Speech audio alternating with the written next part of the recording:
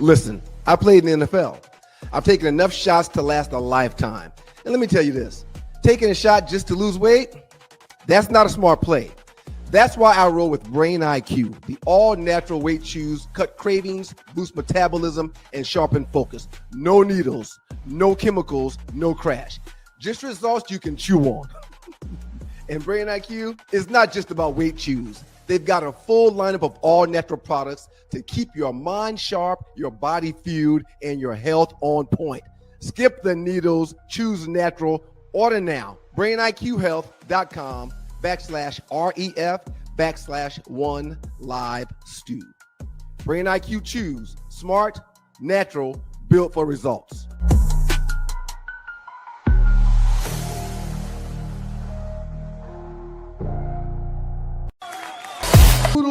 You're in the dog.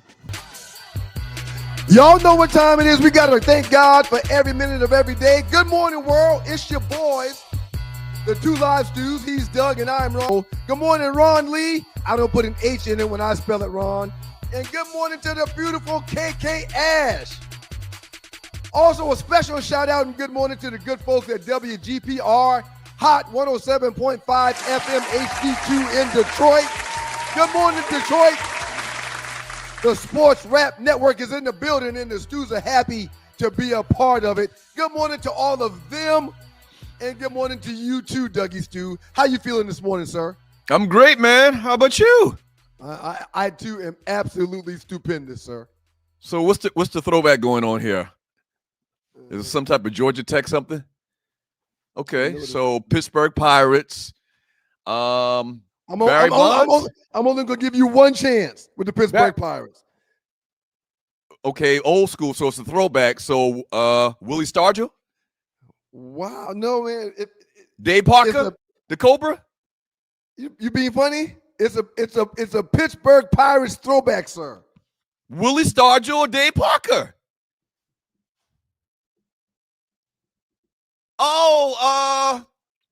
It's only Roberto Clemente, sir. It's only Roberto Clemente, sir. Well, shit, it's you act only, like... but whenever it comes to a Pittsburgh Pirates throwback, those are all great Pirates you just mentioned, but it's gotta be Roberto Clemente, sir. Well, I don't know. I think some people would argue with you on that, but no, that's a great throwback, man. It's a Throwback Thursday. Yeah, we came up with the term and everything. I've never seen that one before, man. And you're watching the 2 Hour Stews Experience. And funny story, all of our throwbacks are like 5 sizes too big. Right. This was the only Roberto Clemente that was left, and I bought it anyway. I got it anyway. So I was about to say, you didn't buy it, did you? We bartered for it. Yes, I lended my services for this one. But I wish I would have gotten all of them this size because I love the way this one fits now. But I never wore it back in the day because it wasn't 4 times bigger than I would like. But shouts out to the great Roberto Clemente. He is a Pittsburgh Pirates legend. You didn't wear it because it wasn't too big. I didn't wear it because it was regular size. It's normal size. But now I wish I would have bought all of them that I have this size so I can wear them. And I still wear them anyway. What the hell were we thinking, man? Buying jerseys I'm serious. 5X, 6X, 7X size jerseys. I wish I could go back in time, man, back to 2002 and tell myself, hey, man, don't buy that shit so goddamn big. What's the matter with you? Slap myself. A quick thank you to everyone that joined the show prep meeting this morning. Thank you guys very much. Tree came in with some ideas that she would be able to run the meeting, trying to be all slick. But it was, I mean, you know what I don't like? What I don't like is when people say, you know what, they wouldn't like it if I said it this way. So I'm going to be slicker than them and say it this way to get what I want. I mean, it just doesn't make any sense. You know? What are you talking about? Shouts out to the folks that was in the meeting. We appreciate y'all. And shouts out to everyone that hung out yesterday with Joe and I. Sir, Joe and I got into the numbers and some stats. And we talked some real talk yesterday on Wednesdays. Wednesdays at noon. If we don't do it at noon, it'll be Wednesdays at 9. But in the huddle with Joe Ham, it's been on and popping when it comes to the debate of sports. and the art of debate when it comes to sports. So shouts out to my man, my right-hand man, Joe Ham. Looking forward to today's show with you, sir. I really am. It should be a good one. All right, so listen, a bunch of stuff we got to roll out. First thing is first. Today is Thursday. What does that mean, man? That means it's a Giving Thursday. It's a Giving Thursday! Let's go! If you'd like to donate to the show and help us keep the lights on, man, we really would appreciate it. Whether it's $1, $5, $10, $50, $300, $500, whatever the case may be, look to the bottom of the chat. To the right, there's a dollar symbol. Click on the dollar symbol, or it must have the little green underneath the bill on your hat. But yes, anyway. Yes. The green is, and I can't stand that. I can't stand when it has that reflection. So, yeah, I'm sorry. So look to the bottom of the chat. To the right, you'll see a dollar symbol. Click on the dollar symbol and donate whatever you would like, and we would totally and greatly appreciate it. We read all of your chat messages, and shouts out to people that donate to the show at the end of the show. And if you're watching the replay, same thing. Look to the bottom of the chat. There's a heart symbol. And if you're watching a replay, click on that heart symbol, and you can donate to the show as well. Reggie Carson's coming on with his fifth down and talk about the 5 biggest things coming up in the NFL this weekend. Yes. Arlie Word with the entertainment report. We got to go over the top 5 results from this past Monday. Can I say something real quick? Top 5 results. I'd like to say something real quick. What? We know that the Monday Night Football game of the Falcons and Buffalo has been 3 or 4 days ago, but we hope you will patronize us and allow us to revisit it because we hadn't had time to talk about it together since 4 days ago when the game took place. Yeah, so we got to get it off our chest. There's a whole lot to talk about when it comes to what took place in that Falcons-Buffalo Bills game on Monday night. And once again, we have to always remember to repeat stuff because we get new listeners all the time. If you're in Detroit, WGPR, we are based in ATL Shawty, okay?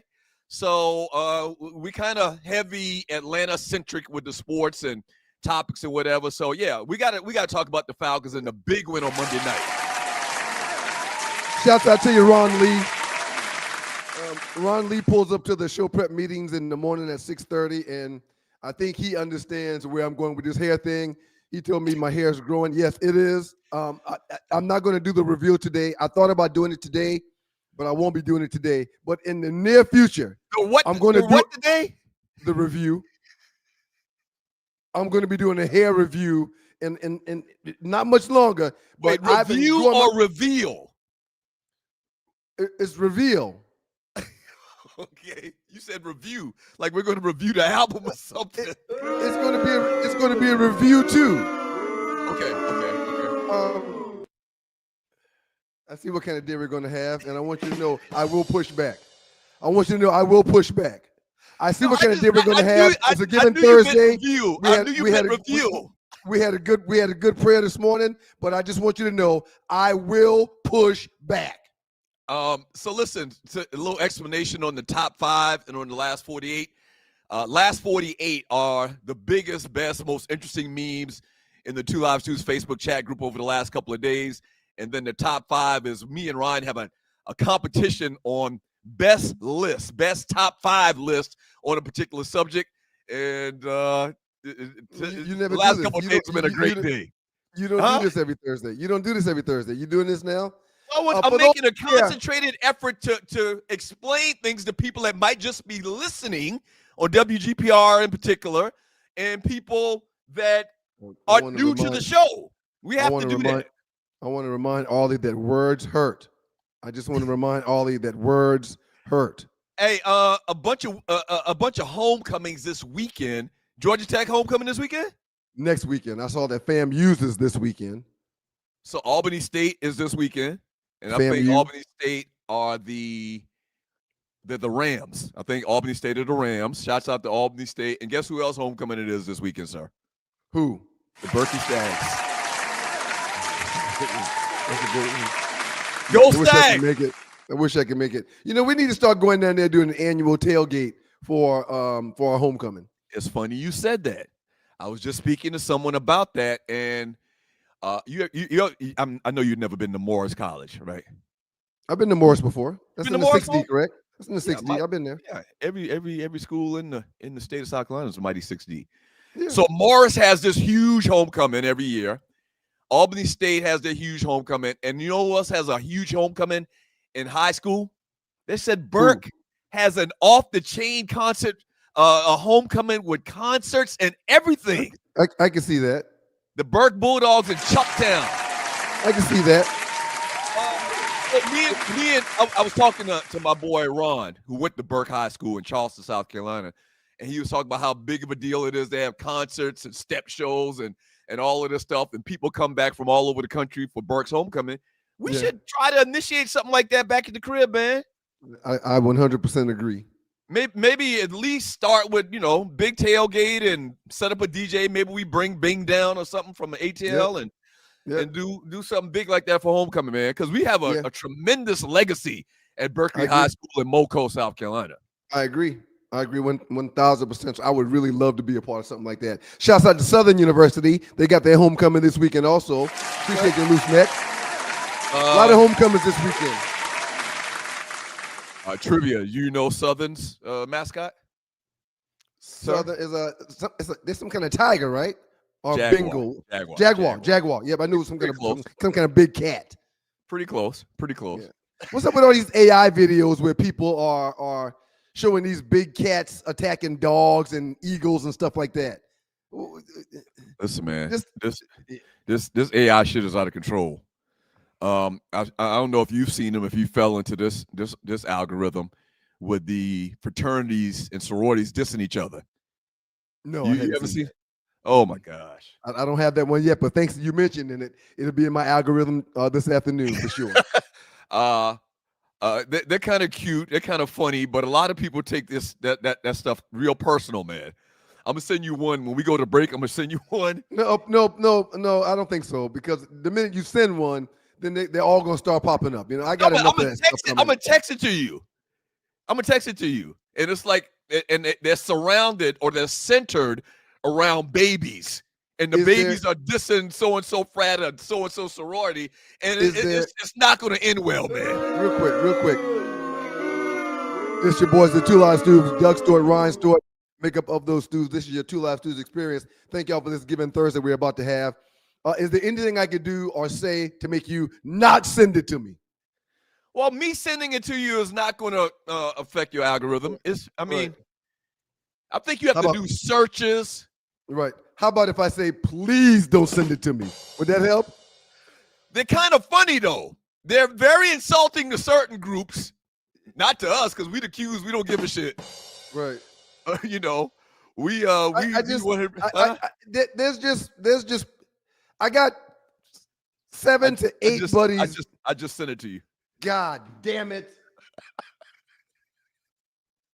I got 7 to 8 people, man, where clearly all they do their entire day, 5 days a week, 24 hours a day, is send people memes and other stuff like that all day long. Yeah. And I don't need nobody else sending me no more memes. You know what I hate too? And if y'all watching the show and have you seen this one? Oh, I can't wait for you to see this one. No, man, I don't want to see none of them no more. You know what I hate the most, man? And tell me if you agree with me or not. I hate those messages or those posts, in particular the inboxes, where somebody sends you an inbox and they say, if you don't forward it on, you're gonna die tomorrow. If you don't forward this to 7 people, you're gonna meet an untimely death. Like, you're obligated to send that shit, right? Yeah. Like, I'm like, God damn, I gotta send this. I'm like, if I don't send it, I'm gonna regret it. Right. If I don't send it, this is gonna happen. Yeah. No, man, I don't play those games, man. And that's you ignore those? I ignore them, man, and I'm still here. What? I'm still strong. I ignore them, man. I don't do that. I don't play that game. If you don't forward this to at least 7 people, you're gonna die tomorrow of a horrible death. They be dating their own line. The Alpha said we don't graduate, but they be dating their own line, brothers. I feel sorry for them. It's a bunch of those. It's a bunch of those. He said, No, that's funny. For some That's reason, pretty people. funny. For some reason, people associate the bras and not graduating, which is sinister in itself because we like college presidents of 30 universities in this country. Couldn't be further from the truth.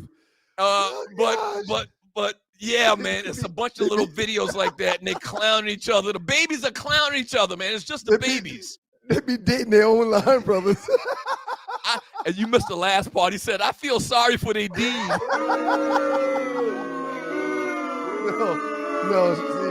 No. I see what's going to happen, man. No, I don't need a bunch of people sending me those. It's just too much, man. Right. It's just too much, man. And listen, man, before we set the show up and tell people what we're about to do on this beautiful Giving Thursday. Y'all can send me them inboxes a little. Y'all pray for Pumpkin, man. Y'all pray for Pumpkin. All right? Because Pumpkin has this whole trolling thing bad. She sits in that chair, man, and her head is literally like this, and her folds in front of her hand like this. I mean, for it's a long time, man. So y'all pray for Pumpkin, man. Pumpkin is our mother. And pray for her, please. You mean scrolling, not trolling. You meant scrolling, right? I said scrolling, man. I mean, I don't know what's going on with you this morning. How much you want to bet? Hold on. How much you want to bet you said trolling? Don't take any more of our time with this stuff, man. Everybody heard me say scrolling. I didn't want to make a big deal out of it. Right. But you making a big deal out of it. How much do you want to bet that you said trolling? Yeah, I know what this is all about. This is where your damn jump off comes back in the next segment and it somehow fabricates some clip. I saw her write the time down too. Sometimes somehow fabricates a clip with me saying troll instead of scroll. Everybody knows how it works, man. Hey, man, when we get back from the break, man, we got to talk about them Falcons. Shout it! Hey, man, do you remember how the city felt and the mood on this show that Monday or that Thursday or after the game against Carolina Panthers when they got blown out for 30-0? Everybody we're done. Off the bandwagon. Off the bandwagon. Oh, it's me. We got a quarterback, man. Yep. Oh. Nobody wants to hear you saying that. Don't jump on the Michael Penix train now. I was trying to tell you, calm down. Stop throwing those tomatoes at that young man. Y'all keep it locked, man. It's a Giving Thursday. Yeah. Shouts out to the good folks at WGPR. Hot 107.5 FM HD2. When we get back, we'll talk about the good, the bad, and the ugly for Monday Night Football. Not a lot of bad involving the Falcons. Y'all keep it locked. Yeah. Needles, man, please. I retired from those when I hung up my cleats. Why get poked when you can snack your way slim? Brain IQ chews are all natural, taste great, and keep you in the game. Shots hurt, chews work. BrainIQ.com/REF/OneLiveStew. BrainIQHealth.com/REF/OneLiveStew. Brain IQ chews. Smarter than shots, stronger than excuses.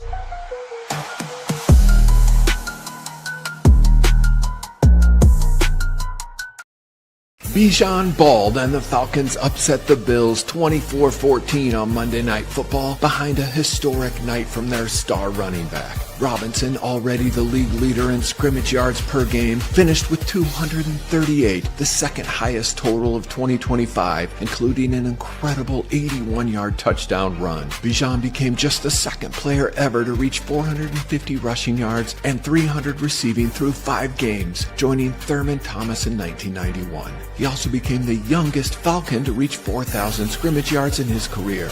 Robinson developed a deep knowledge of the game at a young age, as his grandfather, who raised him with his single mother, was a college referee. Bijan, whose mom worked at a perfume counter and named him after one of her products, a word that means hero, set an Arizona record with more than 7,000 rushing yards at Sal Point Catholic High School before becoming a superstar at Texas. The Falcons drafted Robinson 8th in 2023, and he quickly became their franchise player. He also launched his foundation that season and has been giving back since, with the focus on literacy. The Falcons are 3-2, with their 3 wins coming over 2024 playoff teams, the Bills, Commanders, and Vikings. Atlanta has not made the playoffs nor had a winning record since 2017. Two Live Stews, Doug Stewart, Ryan Stewart, the makeup of those stews, and this is your Two Live Stews experience. Shouts out in the good morning to the good folks at WGPR, Hot 107.5 FM HD2 in Detroit, Sports Rap Network in the building. We appreciate you guys, man. What blows my mind is Bijan Robinson was the 8th pick. 7 teams prior to the Falcons decided against choosing that guy. It blows my mind. I got to look and see who was ahead of him, though. I mean, you know, when you need a quarterback, you need a quarterback. Right. A quarterback in football is the equivalent to how it used to be a 7-footer in basketball. Yeah. He's the best player in that draft that was taken. I didn't realize that freaking Andy Griffith was narrating that their video, man. But yeah, Bijan Robinson goes off. Falcons beat the Buffalo Bills 24-14 on Monday night. 81-yard touchdown, 170 yards rushing. Ball award on a Thursday. Ball award to Bijan Robinson. 170 yards. 170 yards. 8.9 yards per carry, and there's games where he doesn't get 20 to 25 touches. There should never be a game. That's where I was going with this. Where he doesn't get 20 to 25 touches. And shouts out to Tyler Algier, who's the perfect complement of Bijan Robinson. He's better than a compliment. I think compliment is doing him a disservice. I want to get back to him in a second. Sir, the weekly narrative whenever we talk about the Falcons over the last couple of years is they got to give the ball to Bijan. They have to. Like, a lot of times they'll start off and they'll give him 1 or 2 carries, but for some reason they, forget about him in the second, third, and fourth quarters. They have to give that man at least 25 carries a week. No question. It's as simple as that, right? It is October, which means it's Breast Cancer Awareness Month. And the color that people support and wear for their Breast Cancer Awareness Month is pink. Shouts out to goddamn Michael Penix Jr. for wearing a pink do-rag on Monday Night Football. I mean, brave men wear pink, especially during the month of October. And Michael Penix Jr. took his helmet off with pride and had on a pink velvet do-rag. I ordered mine. I hope it gets them before the end of the month. Shout out to Penix Jr. Only ninjas wear pink is the Panther and ninjas from Harlem, man. No, I saw that, man, and you remember, you had to remind me that it was Breast Cancer Awareness Month a couple of days ago about something else pink. Oh, the sneakers. All of the sneaker colors with pink in them. And yeah, so I guess he gets a pass. A couple of things I want to talk to you about. Go ahead. He threw for 250. He's showing great poise in the pocket. The ball comes out of his hand lightning fast. He's showing the propensity to only put it where the offensive player can get it, not the defensive player. The minute he realizes that it's okay for him to run the ball when he can get 6 to 8 yards, the minute he realizes that, he'll be unstoppable. He'll be unstoppable. You keep saying that. The man had 2 ACL surgeries, man. I understand, but that was years ago. And in the NFL, there's nothing more important than simply moving the chains. Explosive plays are very important. Scoring is great. Taking field goals is great. Getting points is great. But moving the chains consistently is huge. There's too many third downs where Penix doesn't say, I'm just going to go ahead and scramble and get it. There's too many of those third downs. When he starts converting those, he's going to be unstoppable, sir. That's the only thing I wanted to say about him. I'm very pleased with our top pick quarterback in Michael Penix Jr. Yeah, very absolutely. pleased. Couple of things I wanted to talk a little bit more about, man. We got to figure out a way to get Algiers in the game more. I mean, do you believe in that whole philosophy about putting your best players on the field? Yes, I do. But in this situation,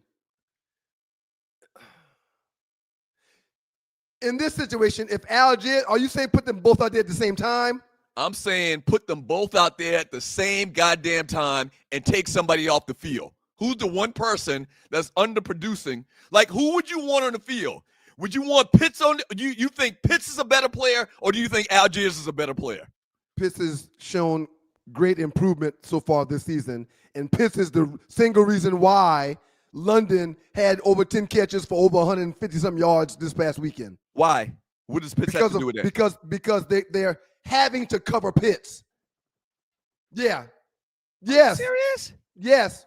Yeah, yes. I look at it totally different. They should go. I feel like they should go old school Dallas Cowboys. Cowboys used to run split backs, and they don't have to be split backs. My whole point in this is saying this is they got Algiers is not an alternate player. He's not a third down back. He is an every down back. They have to get him on the field some kind of way. He is a better option on that offense. He's a better player than Kyle Pitts is right now. However, if Algier and Bijan are out there together, now if you want to rest Bijan, now Algier is tired.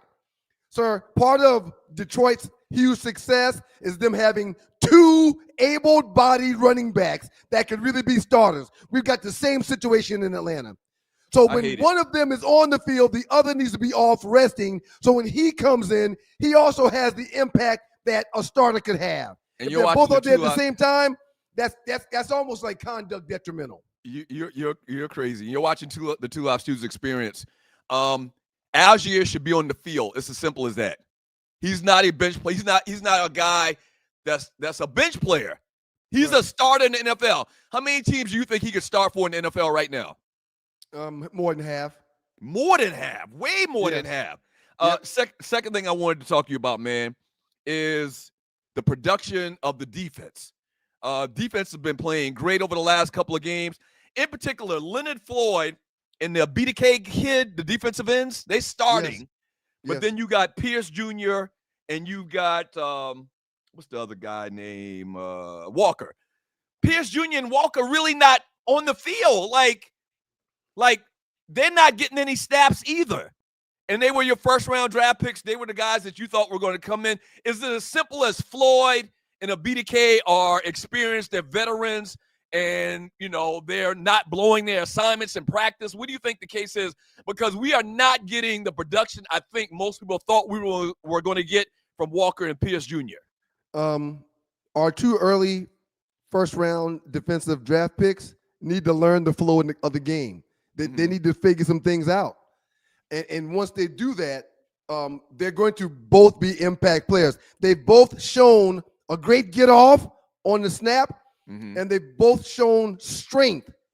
They've got to learn a few things, and I'm fine with that. We had 4 sacks without their contribution this past weekend. Yeah. If you're getting 4 to 5 sacks a game, that should be enough for your defense to have impact plays to get the offense back on the field. So there's a natural progression when it comes to rookie players, which is something that I was telling you about when it comes to who's the quarterback we were talking about a debating the other day.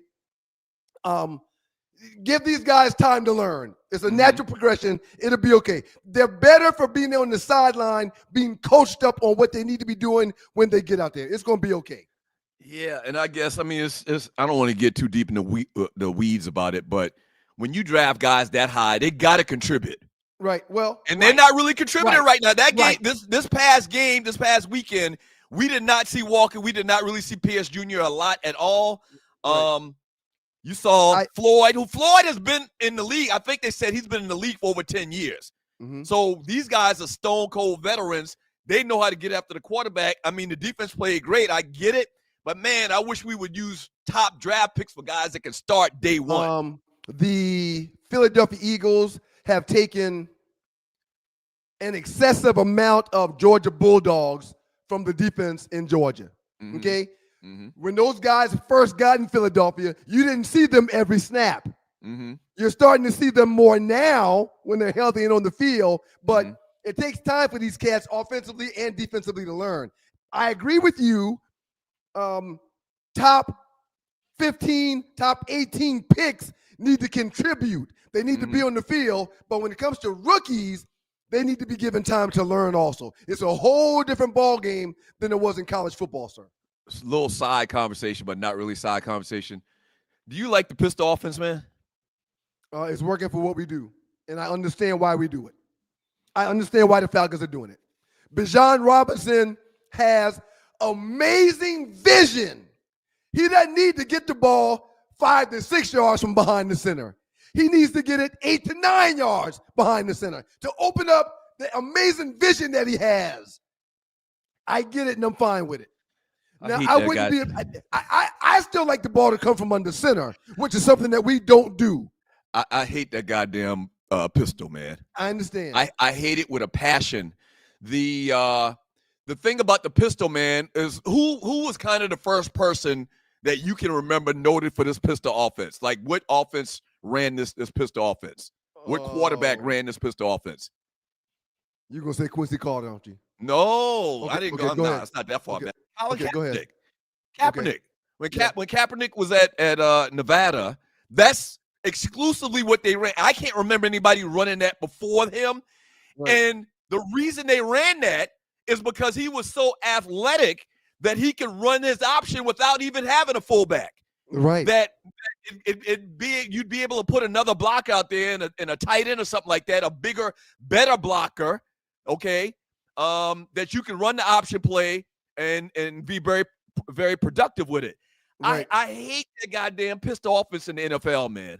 Sir, what I'm a proponent of and a huge fan of is coaches that are willing to back down from what they do or what they're comfortable with to highlight the attributes of their players. Right. And Bijan Robinson must be in an offense that is conducive to what he does. He's got great vision, and I hadn't seen a better jump cut runner since Barry Sanders than him. Tree, show that meme that we were debating about being kind of fuzzy or whatever, and it is kind of funny, but it illustrates a point that I think we need to talk about talking about Bijan Robinson, sir. If you didn't clean it up and send it and put a better one up there, but that's fine. I mean, So 450 rushing yards, 300 receiving yards, first 5 games of the season in NFL history. Mm-hmm. Sir, when you getting compared to Thermal Thomas, right. When you getting compared to Thermal Thomas, you are absolutely 100% legit. And let's dig a little deeper. What did I just say? Best jump cut runner since Barry Sanders. You comparing this kid to Barry, you can comparing this kid to Thurman Thomas.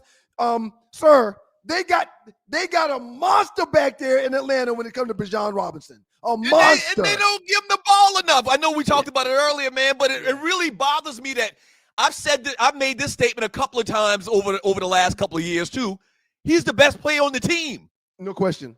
He's the best player on the team. No question. So you have to give your best player the ball if you're talking about a guy at the running back position. Shouts out to Methuselah. I said the same thing, Ryan. Barry 2.0. I won't say he's Barry yet. No, I'm not going that far. Oh my gosh. Right. He is absolutely amazing when it comes to his vision, his mobility, and listen to this. His low center of gravity. On that 81-yard run, he got grabbed from behind. And I kept saying, you're not going to bring him down like that. He's strong. He's strong. He's got like a stump from his waist down. Yeah. And you're not just going to bring him down in open field like that. Yeah, he's strong. Outstanding back, man. The Falcons should really be excited about the future of this young man. One thing I'm real excited about is he actually took that 81-yard touchdown to the house.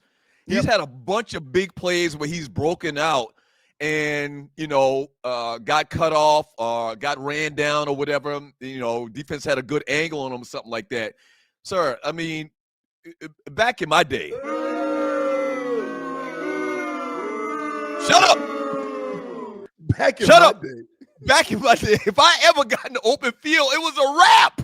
Right. And Bijan has been getting caught from angles and ran down or whatever. Happy to see this young man broke a long one and actually got to the end zone.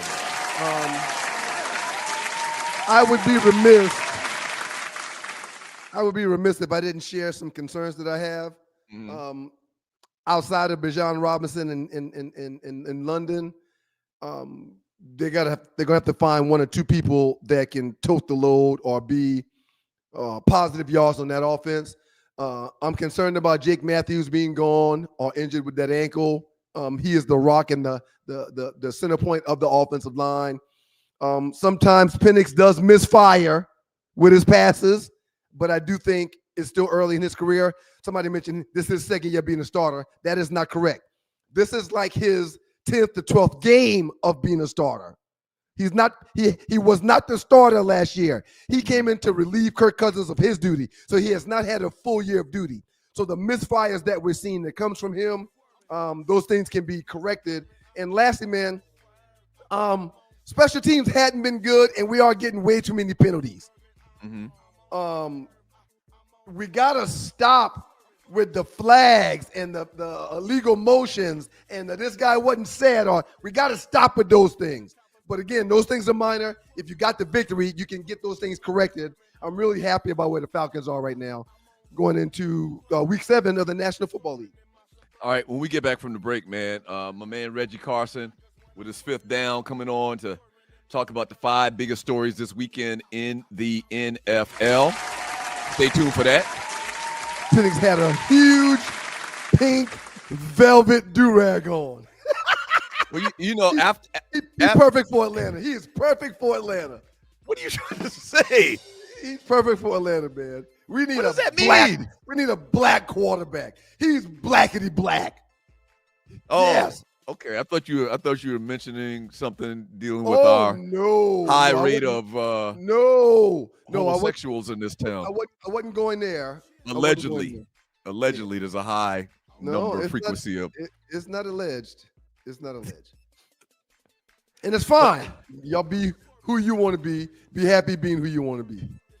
And man, did you hear the comments that Stephen A. made about Jasmine Crockett, man?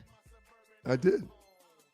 All right, let's. Are we going to talk about that at some point? Because if we're not, I want to say something real quick. We'll talk about it. We'll talk about it at some point today in the show. All right. And please, during the break, tell your jump off. When she starts doing all this crazy stuff, I'm not paying her any attention. Please tell her that.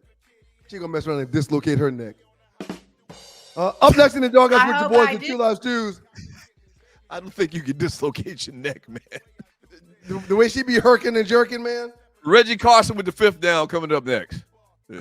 Two Live Stews experience. It is a Giving Thursday. Thank everybody who's given to this. We got a lot more sports to get into, too. Yeah. Are you tired of workouts that leave you feeling drained? Do you want to push your limits without compromising your health? Introducing NPE, the ultimate pre-workout powerhouse. NPE is packed with natural plant-based ingredients that fuel your body and mind. We're talking about sustained energy, enhanced focus, and accelerated recovery. All this while giving your immune system a powerful boost. But NPE doesn't stop there. It also stimulates circulation, enhancing blood flow throughout your body.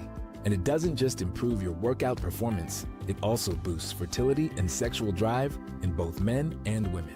Whether you're a seasoned athlete or just starting your fitness journey, NPE is here to help you reach new heights. Don't settle for sluggish workouts. Unleash your inner athlete with NPE. That's natural performance energy. This is not your ordinary pre-workout supplement. Our clients will tell you NPE also stands for natural power, peak performance, every workout. It's your boys, the Two Live Stews. Doug Stewart, Ryan Stewart, now joined by the Dover Dog in the building. Yeah. What up, Brian? Reggie Carson joins What's going on, family? For his segment, which is his 5th down.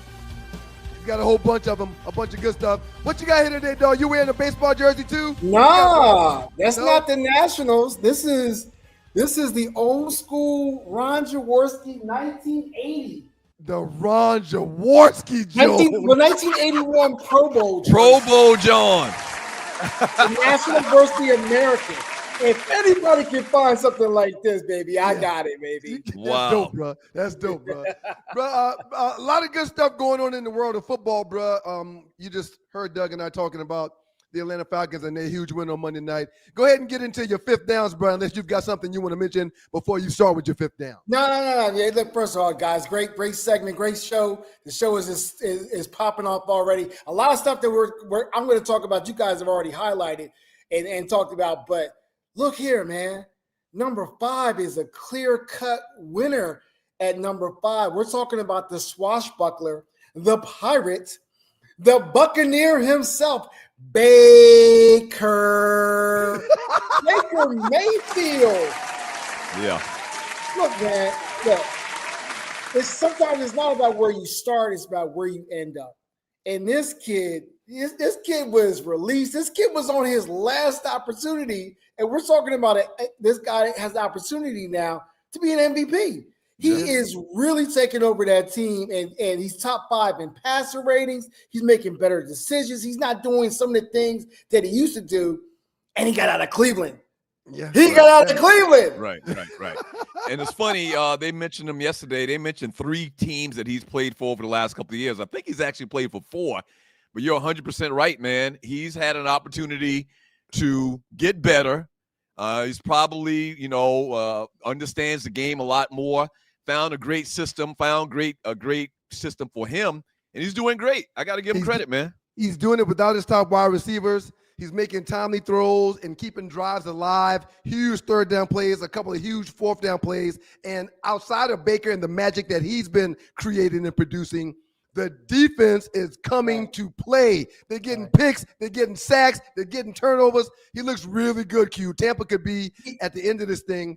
They could have a real strong opportunity to make some huge noise if he keeps playing the way that he is. Look, they're top 5 and if you do rankings right now, they're top 5 in the league. He is definitely hands down balling out of control right now. And he's not doing too much. Mm-hmm. Baker, I think sometimes in the past he's had to do too much. He's not doing too much. And I think the game is starting to slow down to him right now. He's seen a lot of football. We got to go back. Don't forget what he did a couple years ago when he went to LA and in less than a week's time and ushered a win. I think that might have been a turning point for his career. Yeah, all right. I agree. Number 4 on your list, bro. What's number 4 on your list? Hey, the Renaissance in the Steel City. The Steelers are 4-1, and I tried to tell people this because of who? Aaron Rodgers. Aaron Rodgers and Mike Tomlin seem to be the pair of twos that you really need to put your money on. I'm not really surprised because the guy's a multiple MVP winner. But he's got some studs out there at receiver. He's got the quote, Lord of Pittsburgh Steelers in their defense. I got a question for the Stews. Is Rodgers in this run comparable to what Brady did with his run when he was in Tampa? That's a great point. That's a great comparison. Thus far, they look like they're on the same path. You're exactly right. What I'm seeing, bro, is a guy that is not trying to force long, deep throws.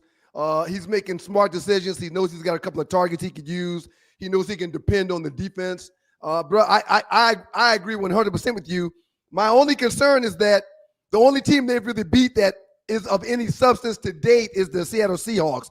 The Seahawks have proven to be a good team to this point. They played a bunch of bad teams other than that. I wonder what would happen if the competition was 500 teams and or better. That's the only question. We're going to see. You can only play the teams that are in front of you. You're right. You're right. Yeah. What about number 3, bruh? Hey, you guys were talking about it. 2.0, Saquon. I'm not going to give him Barry status. Saquon 2.0 is Bijan Robinson. The kid's leap is just phenomenal from what he's doing this year compared to what he's done the last year.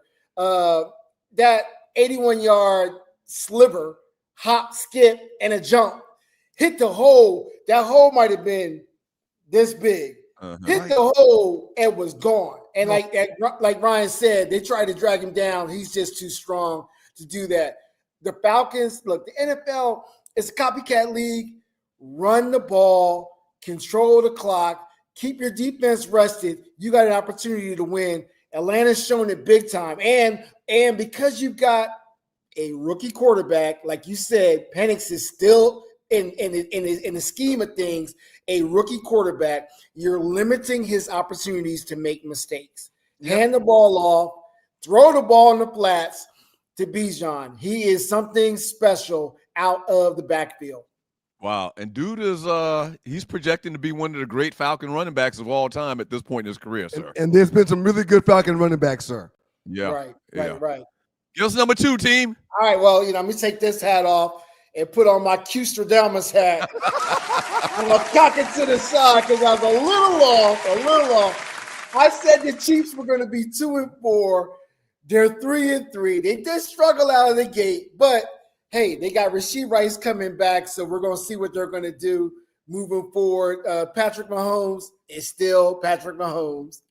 Have you seen a quarterback do more with less out there? He's leading their team in rushing. The guy's he's just doing it all, and he's proven why he's the MVP of the league. Absolutely. We're finishing up with Reggie Carson right now with the Two Live Stews on the Stewart Media and Entertainment Network. All right, your number one biggest story of this coming weekend or of the NFL is Baltimore. What the hell is going on with the Ravens? Now, statistically, they still have an opportunity to win and make the playoffs. It's still an early season, but what they're doing right now is just they're hurting. Their injuries have crept up on them, and that Ravens defensive lore, it's gone. Yeah. It's gone. Nobody fears the Ravens defense anymore right now. It's just gone. So I don't know if Harbaugh's going to be able to pull them out of this hole that they're in right now, but they're in a hellified hole, and we're going to see if they're going to be able to come out of it. You know what? Go ahead. Go ahead, Doug.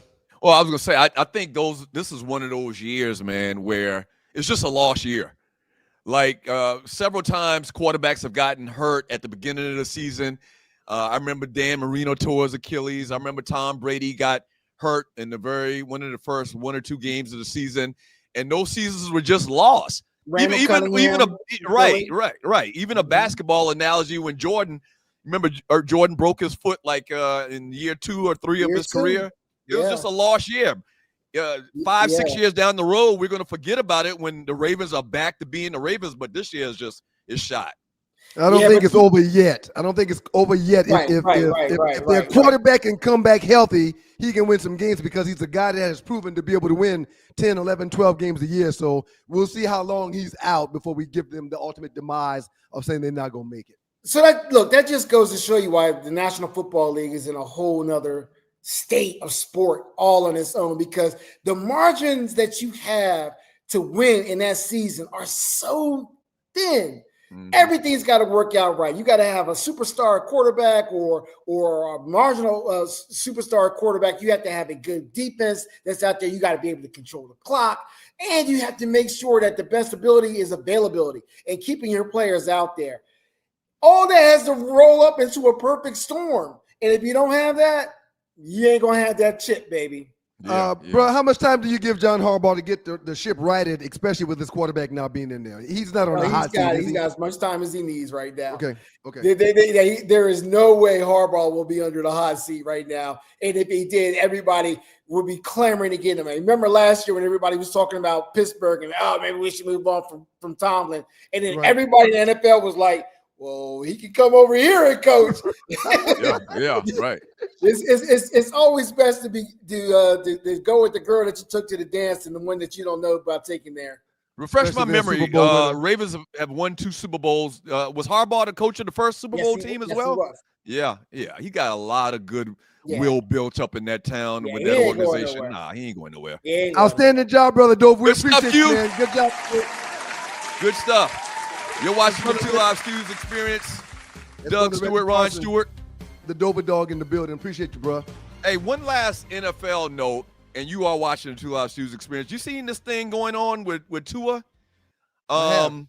Basically, after the big loss that they had this past weekend against the Chargers, he came in the post-game press conference and basically let everybody have it, or let the team have it.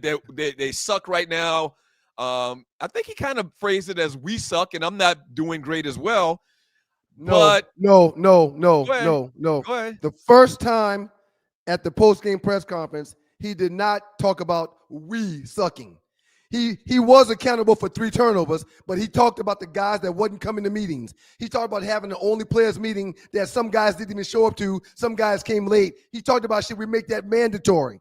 He was the ultimate bitch / hole behind the microphone. Hold on. I'm not taking up for Tua. Let me just say this. He didn't call anybody's names, right? He didn't call anybody's names. And I thought that I saw a part of that press conference where he said, even me, I'm not playing great right now as well. So you're saying he should have given more emphasis to the fact that he had all these turnovers and he sucked and less to the rest of the team? Is that what you're saying? What I'm saying is he got up there pointing fingers at who wasn't doing what and did not mention himself. Yeah, but he never named anybody. He never said a player, a teammate's name. And this ain't nothing we will argue about. I'm giving you my I'm throwing this out there to ask you. You've been in a locker room. Did you think he did too much to warrant all of this backlash that he's getting? Not from. I literally just said he was behind the podium like a bitch. I literally just said that. And again, no, he didn't call out any names, but you don't have to call out names when you're generalizing the entire team. Yeah, but you don't have to say a name. The entire team sucks. You've never seen a quarterback get behind the podium and do what Tua just did. I said that happens all the time. Show me. Well, I mean, I can't show you right now because leaders get behind that microphone when the whole world is watching and say, I need to be held accountable. I need to do better. I can't have 3 turnovers. As a team, we need to play better, but they don't get behind that microphone and say, we had a team meeting. Some guys didn't come. Some guys didn't show up. Other guys were late. Maybe we should talk to the coaches and make it mean. They don't do what Tua did. Well, listen, which is why a day later, Tua came and apologized for doing what he did. Yeah, you're watching as a leader of this team, of the Miami Dolphins. The comments that had been said. I would say I've made a mistake, and I'm owning up to that right now. I've talked to guys on the team about it, talked to the leaders about it, and that they know my heart. They know that the intent was right, but that's his words, not mine. Yeah. So the reason I brought up this point and wanted to get your thoughts on it is I think this whole thing is because the team doesn't like him. I don't think his teammates like him. I think the front office doesn't like him. They don't think that he's a real leader. And sometimes leaders are just leaders. There's nothing really that they say or it's just who they are. You can tell who the leader is. You see what I'm saying? And I just think they don't like the guy, man. I don't think that he said anything that inflammatory. He never really picked on one particular person or said anybody's name or anything like that. He did include himself in the whole speech, the initial speech, saying that he's not playing well himself. I just think they're looking for. He did not include himself in the original speech after that loss. Okay. He talked about the team falling short. He talked about guys not being accountable. Right. He talked about which leaders don't talk about team meetings. That's never done because it's a team meeting. We're not doing it to call people out to the world. As a team, as a unit, we're needing to meet to hold each other accountable. You don't hear about team meetings. Listen, I think we just are going to disagree on this. I've heard several players throughout my life of watching sports talk about players missing team functions and not being held accountable. That's all he did. I just think this whole thing is blown up because they don't like him. He's not playing great, and they're trying to figure out a way to, belittle him to some degree. Okay. All right. Well, I'm serious. I just don't see much difference than what he did than, I don't know, 1,000 other players in sports over the years. He's criticized. So if somebody misses a team meeting, should they not be called out? What you're missing is we, as the general public, don't know about team meetings. Okay? That's the first thing. Oh, so you're saying when there is a team called meeting by the team leaders and by players, that is not public knowledge. Okay, that is within our system. That stays indoors. That stays in the locker room. That's not something that's advertised the 30 minutes prior to practice that the media is allowed to be in the locker room, or the 30 minutes after the practice that the media is allowed to be in the locker room. Team meetings take place when there's no one else in the locker room but the team. So for your leader that's making right shy of $2 million a week to stand up and talk about how some didn't even come to the meeting, some was late to the meeting, and some didn't participate in the meeting, what meeting are you referring to? Oh, the team meeting we had. Maybe I need to talk with the coaches about making it mandatory. That's stuff that is not done by team leaders or players in the locker room. Right. And listen, I know you played in the NFL for 5 years. I think it's semantics. He said, hold on. You just talked about a team meeting. Are you referring to a players only meeting? Is that what you're referring to? Yes, I'm referring to a players only meeting. A players only meeting and a team meeting are much different. I think he mentioned team meeting. He never said players meeting. I get what you're saying. If there was a players only meeting, you don't talk about the players meeting, who did come or who didn't, or what was said. You do not talk about a players only meeting. Let me do this real quick. Let's just stop. Let's just stop, man. It's okay. We don't have to agree, man. No, it's not a big deal, man. But, up next in the doghouse with your boys, the Two Live Studios, we'll have Ollie.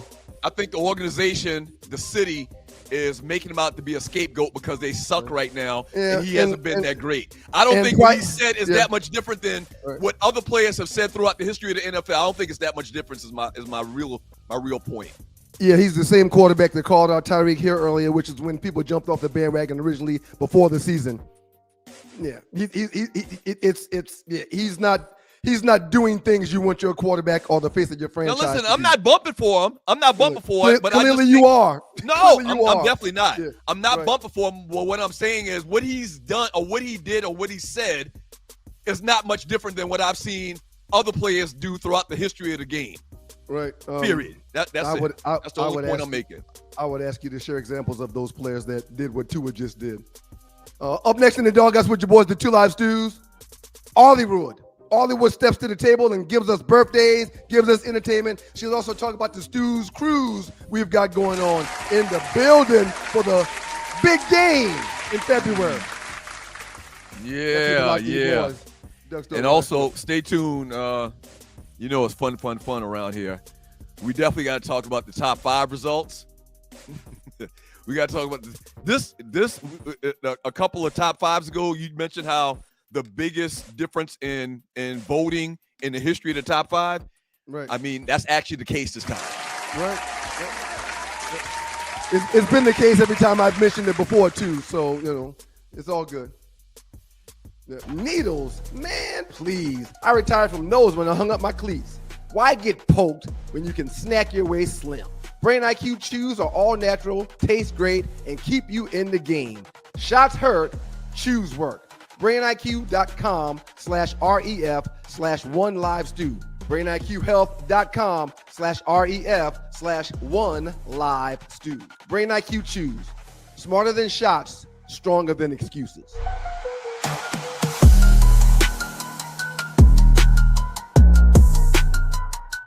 Hello there, it's your favorite cruise director, Arlie Michelle, and you want to be on the inaugural Cruise with the Stews, February 6th through 9th. What's up, Stew Nation? We want to see you out on the big water for the big game, and we cannot wait! Have you signed up to go with us on the cruise yet? If you haven't, there is still time. We want to see everybody's face in the place. We're going to be celebrating from Miami to Nassau, Bahamas, and back. You want to be in the place. Can't wait to see ya! Yay! We're so excited. We're going to cruise together. Cruising with you, cruising with you, cruising with you. Come on, y'all! Ah!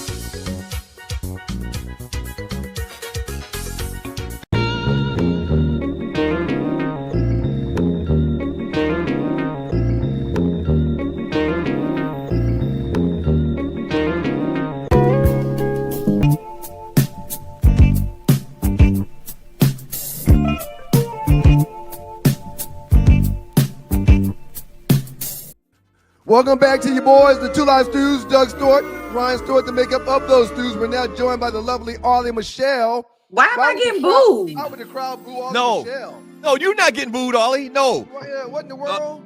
The booing is for Dr. Dre. The first track was How Do You Want It? The second one was Picture Me Rolling. The third one was All Eyes on Me. Dr. Dre is a straight up thief.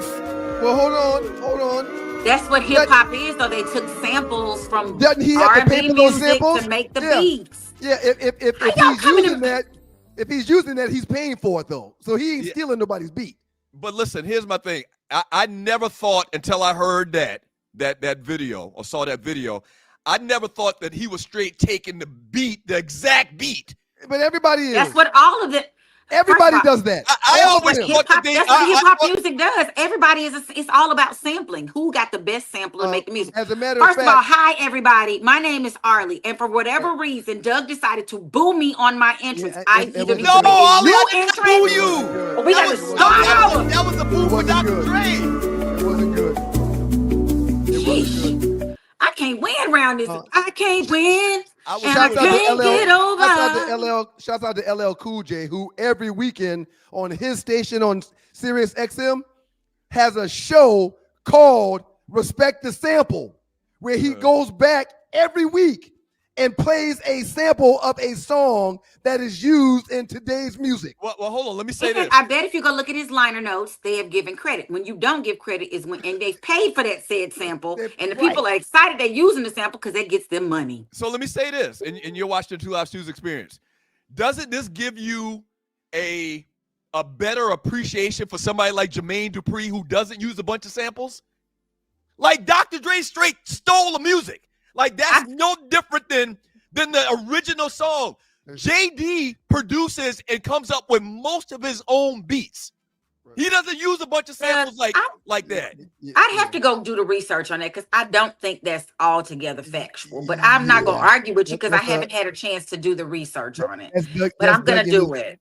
That's Doug in his Trumpian ways because he wants to say it. He wants to believe it. That's fine. But that's fine. I mean, I thought that was what I just looked at because, let's start over. Hey, there is no more new music. There is no more new music. It's all samples.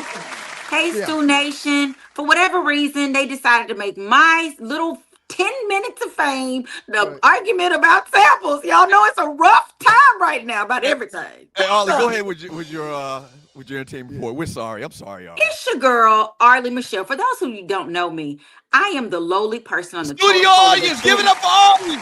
Yeah. I love you, Ollie. She came up in here to booze. She came up in here. She started her segment with booze riddling everywhere. Listen, I need y'all see my Prince earrings. This is my throwback today. My Prince. Okay, so it's not the anniversary of his death or anything like that, right? No, it's just my throwback because D'Angelo passed and he was a big Trump supporter. And I mean, Jesus, Prince supporter, Trump supporter. Jesus Christ. Doug just threw me off with this doggone booing. He done booed me. I'm confused. It's not your fault, Ollie. We're sorry. We apologize. What's up out there? Hi to the Stew Nation. It's your girl, Arlie Michelle. And I just want to say happy Throwback Thursday. It's been a rough week, people. It has been a rough week. And I just want to say when something like this happens, I take to my bed. I'll be so sad. I had to just lay down in my bed and work from I call it my South office. I work from my South office. But I want to say that the Two Live Stews are going on a cruise February 6th through 9th. Give us some claps, Doug. That gives claps. Mm-hmm. We are taking y'all on a fantastic voyage. We are sailing from the great city of Miami, headed to the Bahamas, where we will have a beautiful, perfect day at Coco Cay. Then we will hit Nassau, Bahamas on that Sunday. We come back that night on the ship, and we're going to watch your favorite team win in the Super Bowl. Yes! Super Bowl viewing party. We're having a Super Bowl viewing party on the big ocean. So if you are still interested, you have some time to hit me up at SM as in Mary, E as in everybody, .Arlie Wood. That is Arlie, ARL for love, E for everybody, Wood, the thing you gentlemen wake up with in the morning at gmail.com. Hopefully. So holla at your girl. Now, the next thing we have on our agenda is birthdays. days is somebody's birthday. Happy birthday to you. Happy birthday to you. Happy birthday. Day. Now, Ryan, you say day. D. There we go. All right. It's happy birthday to everybody. Shout out to actress Kim Wayans, who is one of the funniest Wayans. She is 64 today. Agreed. Them Wayans Agreed. family Wayans is 64. Wow. freaking go. Wow. That's another reason to take to your bed. It's just stuff happening, Lord. Actress Terry J. Vaughn, she is one of our good friends' wife, our Karan Joseph, but Riley. She is 56 today. Happy birthday, Terry J. Vaughn. Happy birthday, Terry. Miss Governor. Y'all check out her show on Netflix called, it's been renamed to Miss So for Governor. new people in the show, Arlie is a thespian. Have you ever worked with her, Terry Vaughn? Yes, Terry and I played nemesises. That's not a word, but I think that might be right. That might be right. Nemesi. I don't know if it's more than one. We were Nemesi in a movie called Probable Cause. Yeah, that was it. And she and I dated. Well, she had a baby with the bad guy, and I used to date. We fought over him in high school, but now I'm a detective and I'm investigating him for a murder. So can we see this movie where? Mm-hmm. Probable Cause, the 2012 version, not the whatever year it came out before that. So check me out. That's my naked movie where people. No, I'm saying, where can we see that? Is it on Tubi? I think it's on Tubi now. Okay. It's been on a lot of different platforms, but that's the one where my daddy showed up and I forgot I was naked, and everybody was like, aren't you naked? I was like, oh, you were naked. And my daddy talked about it. Well, I wasn't naked. It was a sex scene. Okay. So yeah, my daddy talked about that. Then he turns around and talks about it in my brother's TV1 video. And my daughter, she over here just showing. I was like, they are talking about Bobby. They're not talking about me. Why are you talking about me? He was not pleased. He's still not pleased about that movie.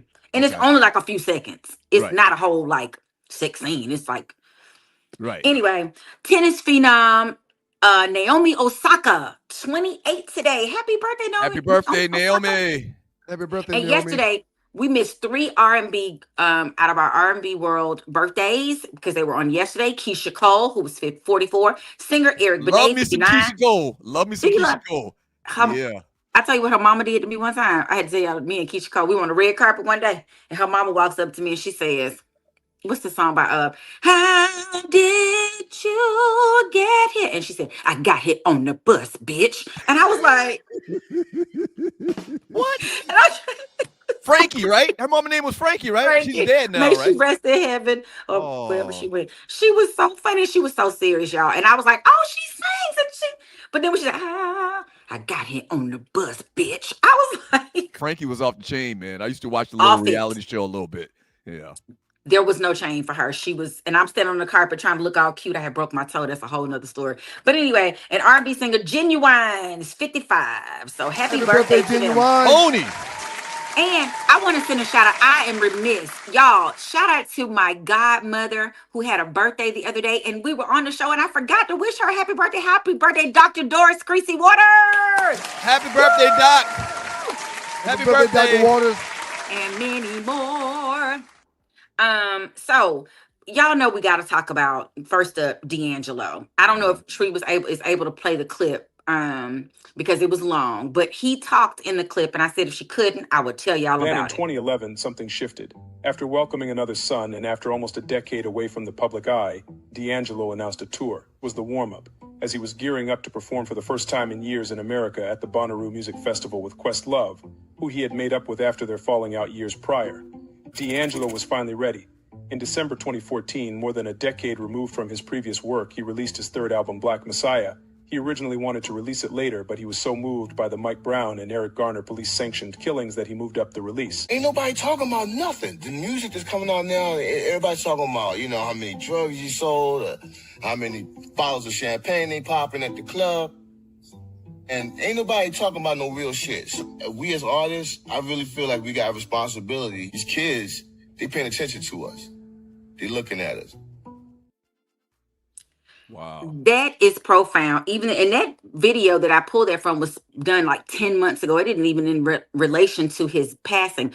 But I just want to say that when you go, I know, Doug, you'll agree with this if Ryan doesn't, but we are listening to garbage literally every day. I go on the radio. I have no idea who these people are, what they talk, spinning around, swallow herself. Why am I saying that? One by that? What did just happen? Right. So I wanted to shout out to D'Angelo, who created some amazing music. He was known as the godfather of neo soul, even though sometimes Raphael Sadiq, didn't like that. If you look at his music history of just 3 albums, he wrote some bangers, he sang some bangers. His live performances were amazing. He had Prince, you could tell the Prince influence. Didn't know he was like tight with Questlove like that, who actually played on Voodoo, the second album. And they had this whole collective. He was originally supposed to be in Lucy Pearl. Did y'all know that?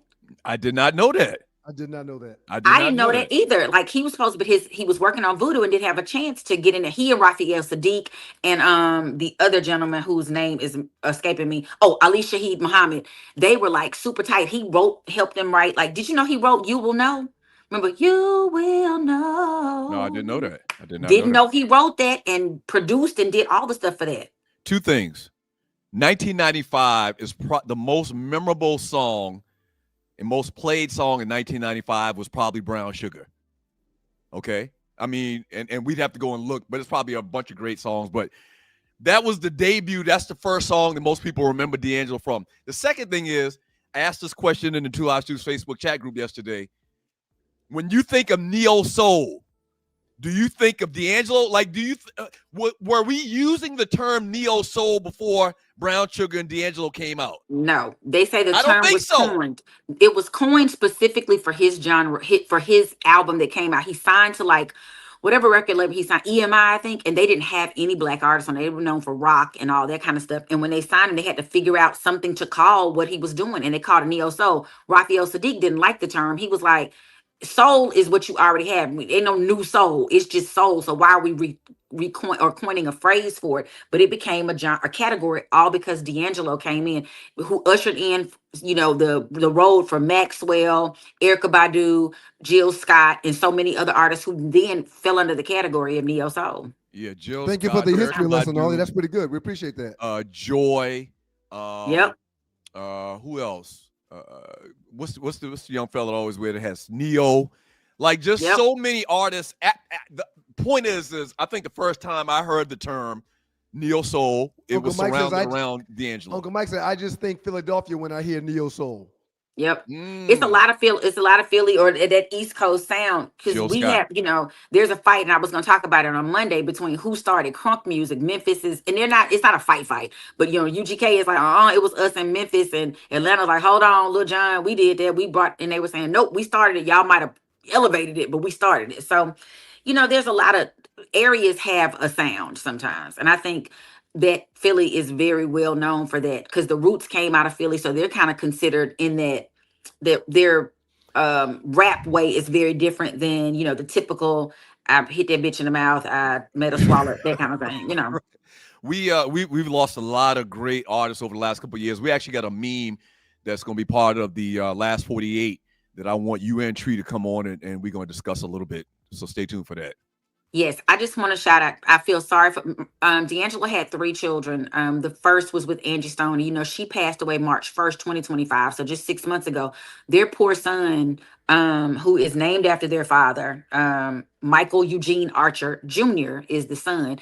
He was like, please pray for me. I lost my mama in March and now my daddy in, October. And that's I don't even know what that must feel like. What a coincidence, man. I actually kind of hate to even ask you this, because I'm not trying to push you on the spot and ask you something you don't have the answer to. But did the public know he was battling cancer, or is that something that we just found out when he passed away? I think we just found out when he passed away. Okay. Pancreatic, and let me just say, I'm not a doctor, but I play one on TV. And my mom's a medical doctor, so I think I'm a doctor for real. But knowing cancers, because I've had a lot of experience, unfortunately, with people who've had cancer. Pancreatic, once you find out you have pancreatic, you often don't get, it's not long, because your pancreas doesn't tell you that you're sick. It has to go to spread to someplace else for you then to know you have pancreatic cancer. Okay. So it is one of those kind of things where once you have it, the prognosis is not always good. And I think that he probably, I wonder, and I'm sure it will come out at some point, that he probably found out around the time that Angie Stone passed, because they usually give you somewhere like 3 to 6 months once you find out about pancreatic cancer. And that would be around the time that, she passed. Perhaps, I don't know. And there's nothing you can go do to get checked for pancreatic cancer. That's one of those, you hope for prostate. Y'all please keep those kids lifted in prayer, please. Yep. And just know he was amazing. Go back and listen to his music. I was thinking about my favorite songs off of each of his albums: Brown Sugar, Jones in My Bones, Voodoo, Spanish Joint, and Black Messiah. Really love. Y'all go check out. Oh, and his cover. I just want to tell y'all, if y'all have not heard his cover of She's Always in My Hair by Prince, I don't like people covering my boyfriend, but he killed it. So check it out. Yeah, definitely. Outstanding job with it, Ollie. Yeah, definitely influenced by Prince. Big time. We appreciate oh you, my God, yes. And I want to say a shout out. I want to leave it on a high note. Nia Long and Lorenz Tate are reuniting for a Netflix romantic comedy. So that's going to be so beautiful. I'm excited to see it. Love Jones Part 2, but it's going to be all about Maxwell's Urban Hang Suite. So they're not sure if they're going to play it like from song to song and make it like they're not sure, but he's an executive producer on it. So this is going to be so cute. Outstanding job. I can't wait to see that. I love that movie. Yes. That's one of my favorites. Thank you, Ollie. I'll see y'all in the chat. Yes. Appreciate you, Ollie. That's the great Hollywood. Guess what's next, man? Guess what's next?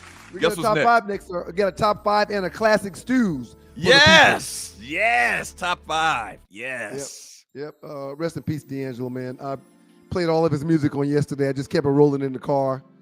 And, Miles, who's a music aficionado, was like, Dad, this is a good sound. Who is this? I'm like, it's D'Angelo, bud. He passed away today. Shouts out to the great D'Angelo. Yeah, terrible.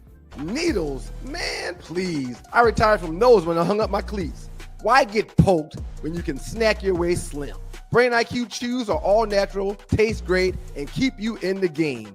Shots hurt, chews work. BrainIQ.com/REF/OneLiveStew. BrainIQHealth.com/REF/OneLiveStew. Brain IQ chews. Smarter than shots, stronger than excuses.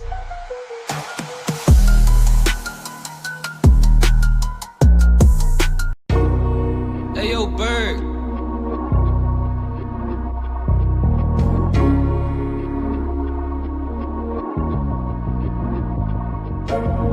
Just make your paper.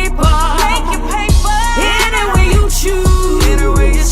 But understand the rules. If you get caught, you lose. You can move a stone. You can move a key. You can move a pound or two. You can move some speed. You can move some X. You can move some shroom T. You can move anything you get your hands on. G. You can move some Hario. Uh-oh, here we go. Uh-oh, there they go. Uh-oh, here we go. Pray for Pumpkin, man. Y'all pray for Pumpkin. All right? Because Pumpkin has this whole trolling thing bad. She sits in that chair, man, and her head is really like this, and her phone's in front of her hand like this. I mean, for it's a long time, man. Pumpkin is our mother. And pray for her, please. You mean scrolling, not trolling. You meant strolling, right? I said scrolling, man. I mean, I don't know what's going on with you this morning. Pumpkin has this whole trolling thing bad. How much do you want to bet? Hold on. How much do you want to bet you said trolling? Don't take any more of our time with this stuff, man. Everybody heard me say scrolling. I didn't want to make a big deal out of it. Right. But you making a big deal out of it. How much do you want to bet that you said trolling? Yeah, I know what this is all about. This is where your damn jump off comes back in the next segment and it somehow fabricate some clip. I saw her write the time down too. Shouts out to the good folks at WGPR Hot 107.5 FM HD2 in Detroit. Sports Rap Network is in the building. We appreciate y'all. Hey, one time, Rashad, we appreciate you, homie. As our mother would say, you too jokey. Good morning, everybody. We appreciate was that y'all AI? Tree manipulated it and used AI to change you what you said? We know y'all have options, and we appreciate y'all choosing to be with us, the Two Live Stews, on this given Thursday. We will read your chat at the top of the hour. We will read the super chat first. And today, at the top of the 9 o'clock hour, I will have a Stews Fantasy Football Report. It's time for us to bring everybody up to date with what's going on in the Stews Fantasy Football League. That was AI created, man. Huh? Did I shout out the good folks at WGPR in Detroit? One time Detroit, Hot 107.5 FM HD2 Sports Good Rap morning, Network Detroit. in the building. We appreciate y'all, man. So let's just move on. You don't want to address,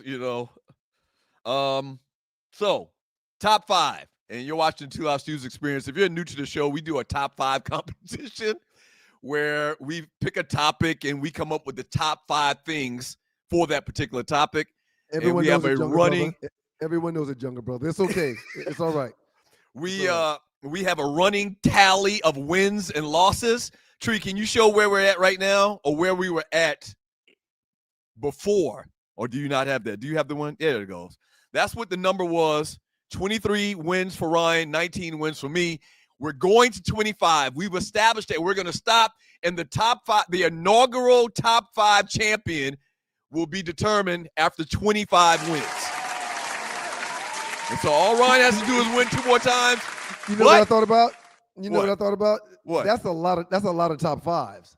That's a lot. Maybe next season we chop it down to 15 or 20 or something like that.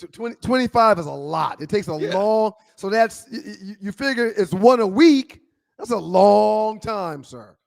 Yeah. I mean, it's right at 50 weeks, Damn near a whole year. So that's a long season. We determined that we're going to stop it at 25. I don't know why it took us going 50 rounds or 50 different matches to figure out we should have an ending point. But we do. So going forward, we'll figure that out, how many it's going to be after the inaugural competition. And before we get into last week's top 5 or this week's Monday top 5 results, I do want to say I want to apologize, and I said it on Facebook on the Stews page. I want to apologize to everyone for the snafu that took place on Monday. I didn't give myself a chance. I didn't give my supporters a chance. And I just want you guys to know that I will do better.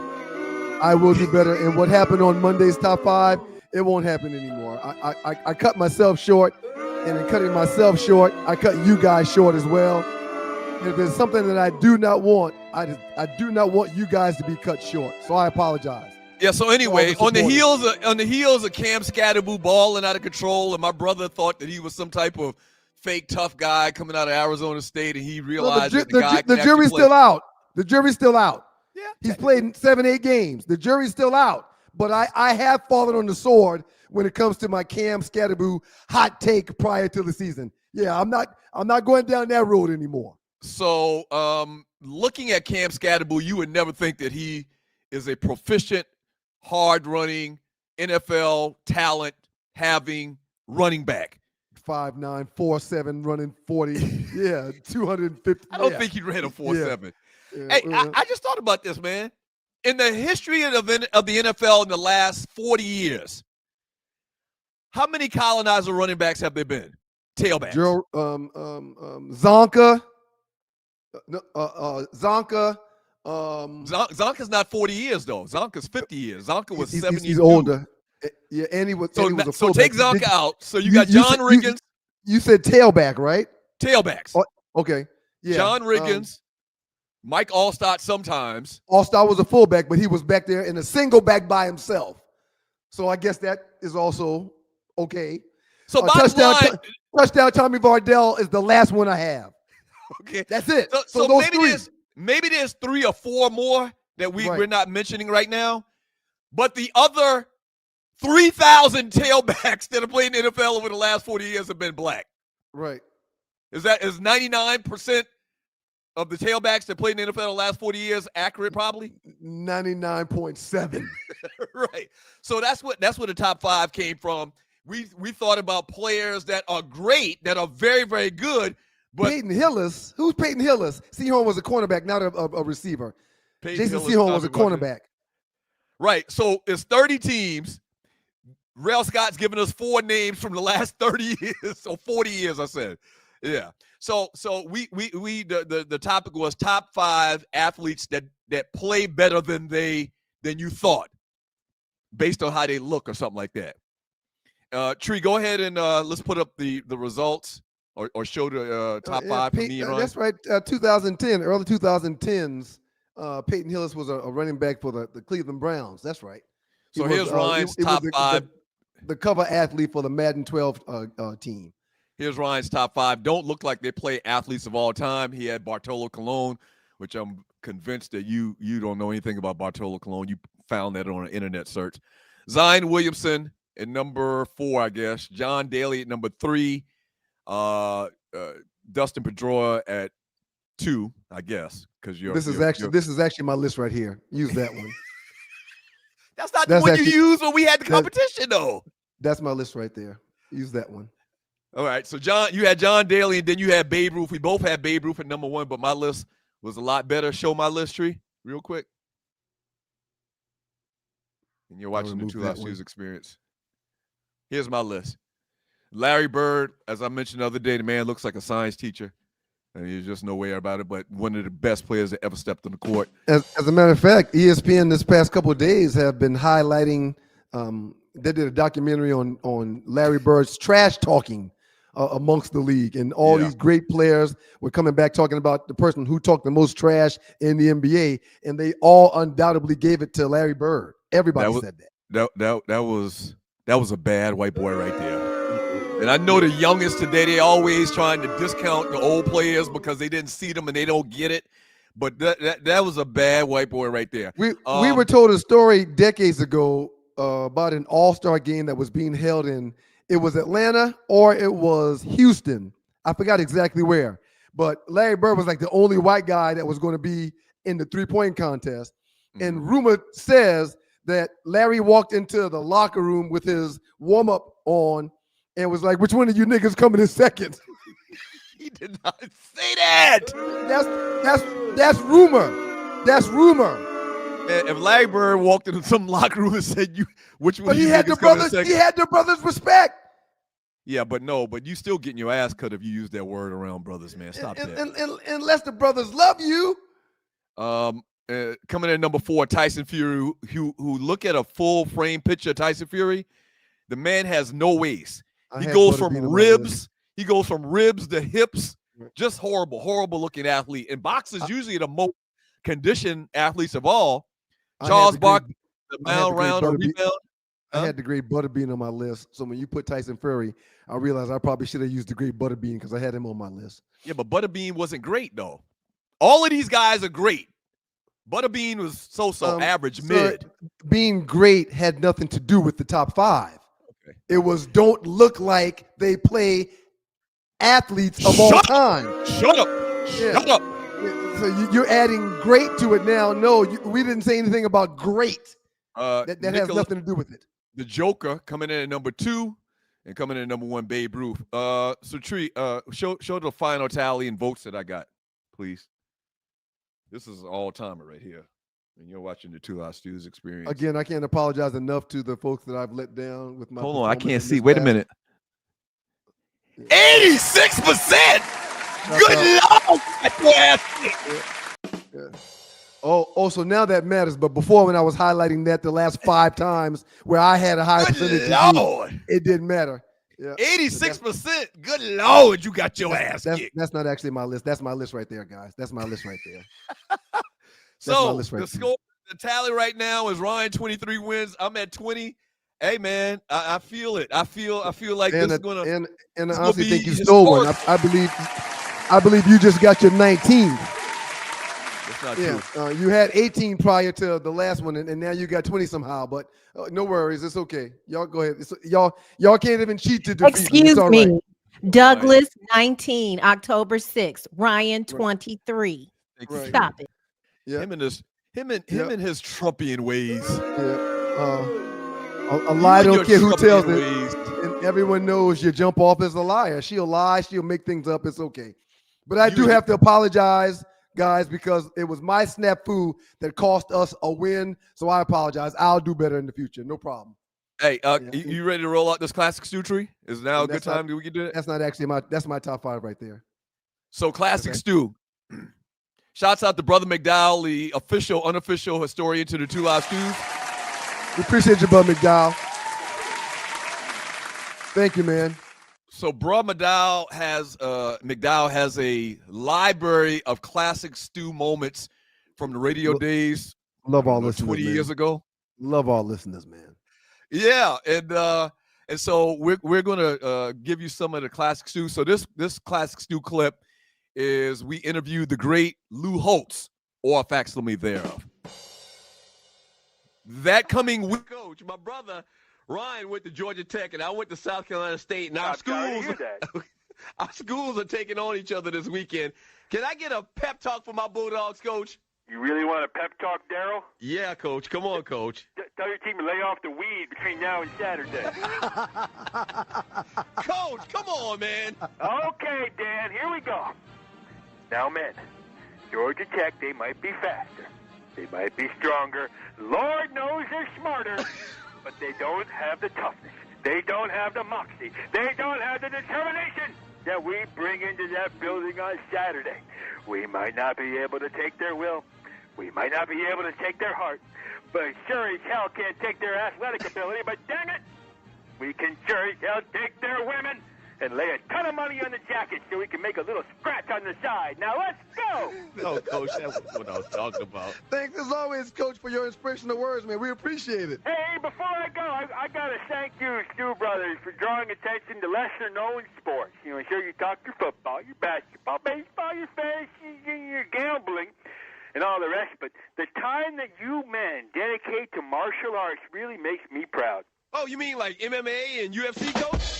No, God, no, Dean. That's borderline gay. I'm talking about the ancient Eastern art of karate. Karate? What are you talking about, Coach? Well, you know, you're always talking about ninja. He's a ninja, she's a ninja. Don't you want to be a ninja, too? You ought to talk about Chuck Norris. He's a real ninja. All right, Coach, we got to let you go on that, Coach. Fair enough, Stu Brothers. Keep your hands at 10 and 2 and keep doing what you do, and I'm gone. See, I told you, man. We got to do something about this ninja talk. I never thought it was a problem until just now. Shouts out to the great Lou Holtz, or a facsimile thereof. Spending some time with the Stews decades ago, sir. Don't see Lou Holtz in the public's eye much anymore. Man, Lou Holtz got to be 100 years old, man.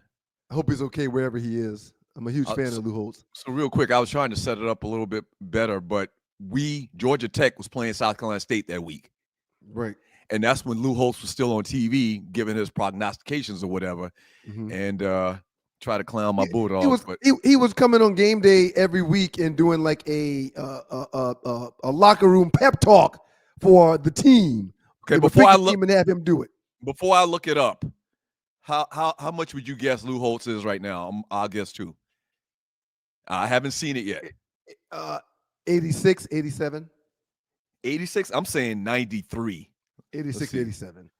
Let's see. Nah, he older than 96. Those folks 88, 88, right between 88. They tend not to age well, so they look older than they actually are. And their ears and their nose don't stop growing. Their ears and nose grow their entire life. I've never seen anything like it in my life. No, real talk. It's known that, you know, that these folks, their nose and their ears just continue to grow, and it never ends. That's not true. I don't think that's true. Even though it seems like it's true, I don't think that's true, man. You know, I don't know why Looseneck would put that in parentheses when it comes to his name, but Looseneck Sai says Lou Holtz was at the Notre Dame Arkansas game this year. What? Was he walking? Probably was in one of the Motorola's. Man, when Lou Holtz, and I don't believe this 88 thing either. When Lou Holtz was at Notre Dame in the 80s, he was 100 years old. Jungle Brother said he was at the Notre Dame Arkansas game a few weeks ago looking mummified. He has to, because he looked mummified in 1980. Yeah, he did. Lou Holtz been looking real old for a long, long time. But shouts out to Brother McDowell. Thank you, brother. Hey, man, I want to congratulate you on the top 5 win and ask you if you want to put something on who's going to get to 25 first. You want to put something on it? Yeah, what you talking? $100. No, I can't do 100. What about 5? Not 100, $5. I need to clarify. I'll take it. I need to clarify. I'll take it. So I feel very confident. I figured out the whole methodology and how this thing should be done. Mhm. And I think I'm going to roll these next couple of games. Yep. And all I got to do is win 5 in a row. Yep. I think it can be done. I absolutely Okay. think it can be done. And I don't even have to win 5 in a row. You can win one more. I can have a break in the 5. I got to win 5 more, but you can win 1 and I still, win 4, 4 out of 6. There's plenty of time. 5 out of 6. Yeah. There's plenty of time. That's all that matters. There's plenty of time. Have you watched any of this baseball, man? The baseball's been pretty good.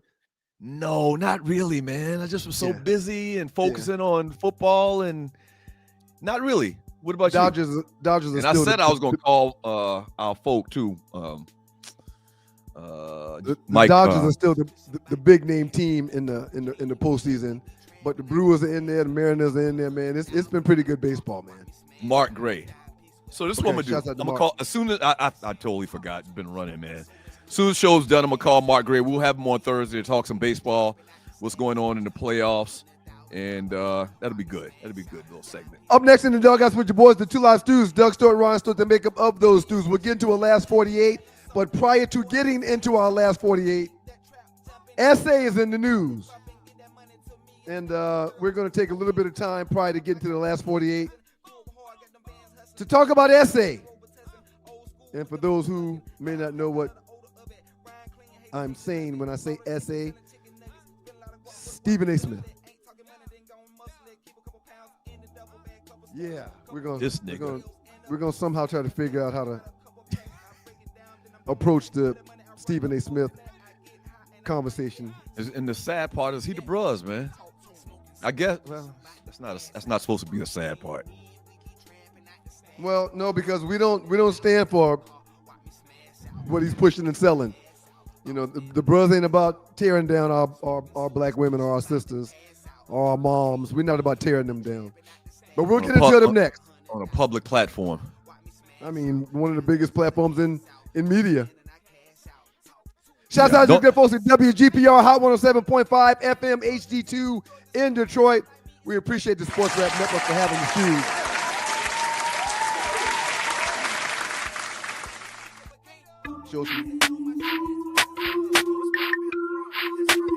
Georgia Tech alum, you know what time it is. It's homecoming season. And of course, once again, LB and the 9 Quad had to bring it back. Culturally Inappropriate, your exclusive 2025 Georgia Tech homecoming kickoff party. Thursday, October 23rd, Sauce Buckhead. Drip immaculate, vibes unmatched. It's bold, it's black. This is Culturally Inappropriate. Doors open at 7 p.m. DJ Hood, 9 to 2 a.m. Pull up, show out. It's the kickoff where the rules don't apply. Culturally Inappropriate because behaving is boring.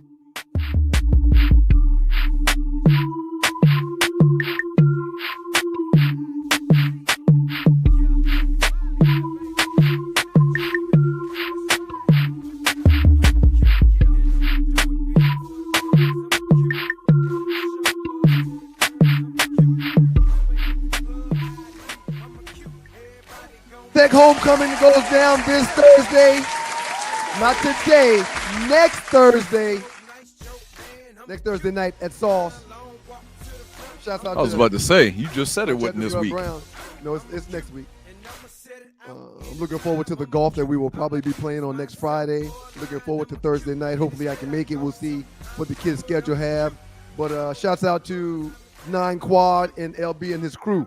Looking forward to a great time. It is the Two Live Stews. Doug Stewart, Ron Stewart, the makeup of those stews. This is your Two Live Stews experience. Shouts out to the good folks at WGPR Hot 107.5 FM in Detroit. HD2 Sports Rap Network in the building. Party should be good. So real quick mention, man, this Jasmine Crockett thing. Stephen A. Smith basically criticized. He didn't call any names or anything like that, but basically criticized Jasmine Crockett for, in effect, not working with Donald Trump, not capitulating and going with the bullshit. And he just went off on the sister. My whole thing, man, and I'm not gonna stay on this. I decided I really had my heart just to go off. It had it in my heart to go off. I had it in my because everybody's commenting on this thing. I saw the little video from Plies, and Plies just went off, and everybody's just going off. I'm not gonna go off, man. He's supposed to be the bruz. That's another conversation. He's supposed to be the bruz. No, real quick. He's not supposed to be the bruz. He is in this fraternity. Yeah, sure. Okay. Let me just say this, man. I don't know why he thinks that him doing what he's been doing over the last couple of years is good. It's clearly not good. It's very, very bad. And on Jasmine Crockett and the black community and what we're going through under this new administration or this rehash administration under Trump, if it just takes me back to the old school saying, if you don't have nothing nice to say, just don't say nothing at all. Why would he even say that and demean and kind of throw this young lady who really is the only voice, the only vocal one, and she's representing us. She's fighting for her contingency in Texas. She's fighting for her people. She's fighting for her people. She's trying to be a voice for the voices that are unheard. And are you done? I want to say something real quick. I want to remind people that prior to us being on First Take or Cold Pizza, Stephen A was there every day with Skip. Damn, you took it back. I forgot we were on Cold Pizza. Right. Yeah. Not First Take, Cold Pizza. And they ran Stephen A off. Mm-hmm. And then we came with a host of other contributors, did that for a few years, but Skip kept getting beat up every week by the folks that were coming in to sit with him, to the point where after Jalen Rose dusted him one day, tarred and feathered him one day, they said, we can't keep doing this. We can't keep letting Skip take these beatings.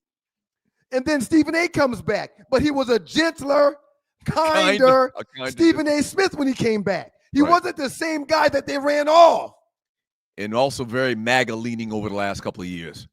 And now we see that he's been awarded this mega contract where he's making a yearly amount of money that is unfathomable to the average person.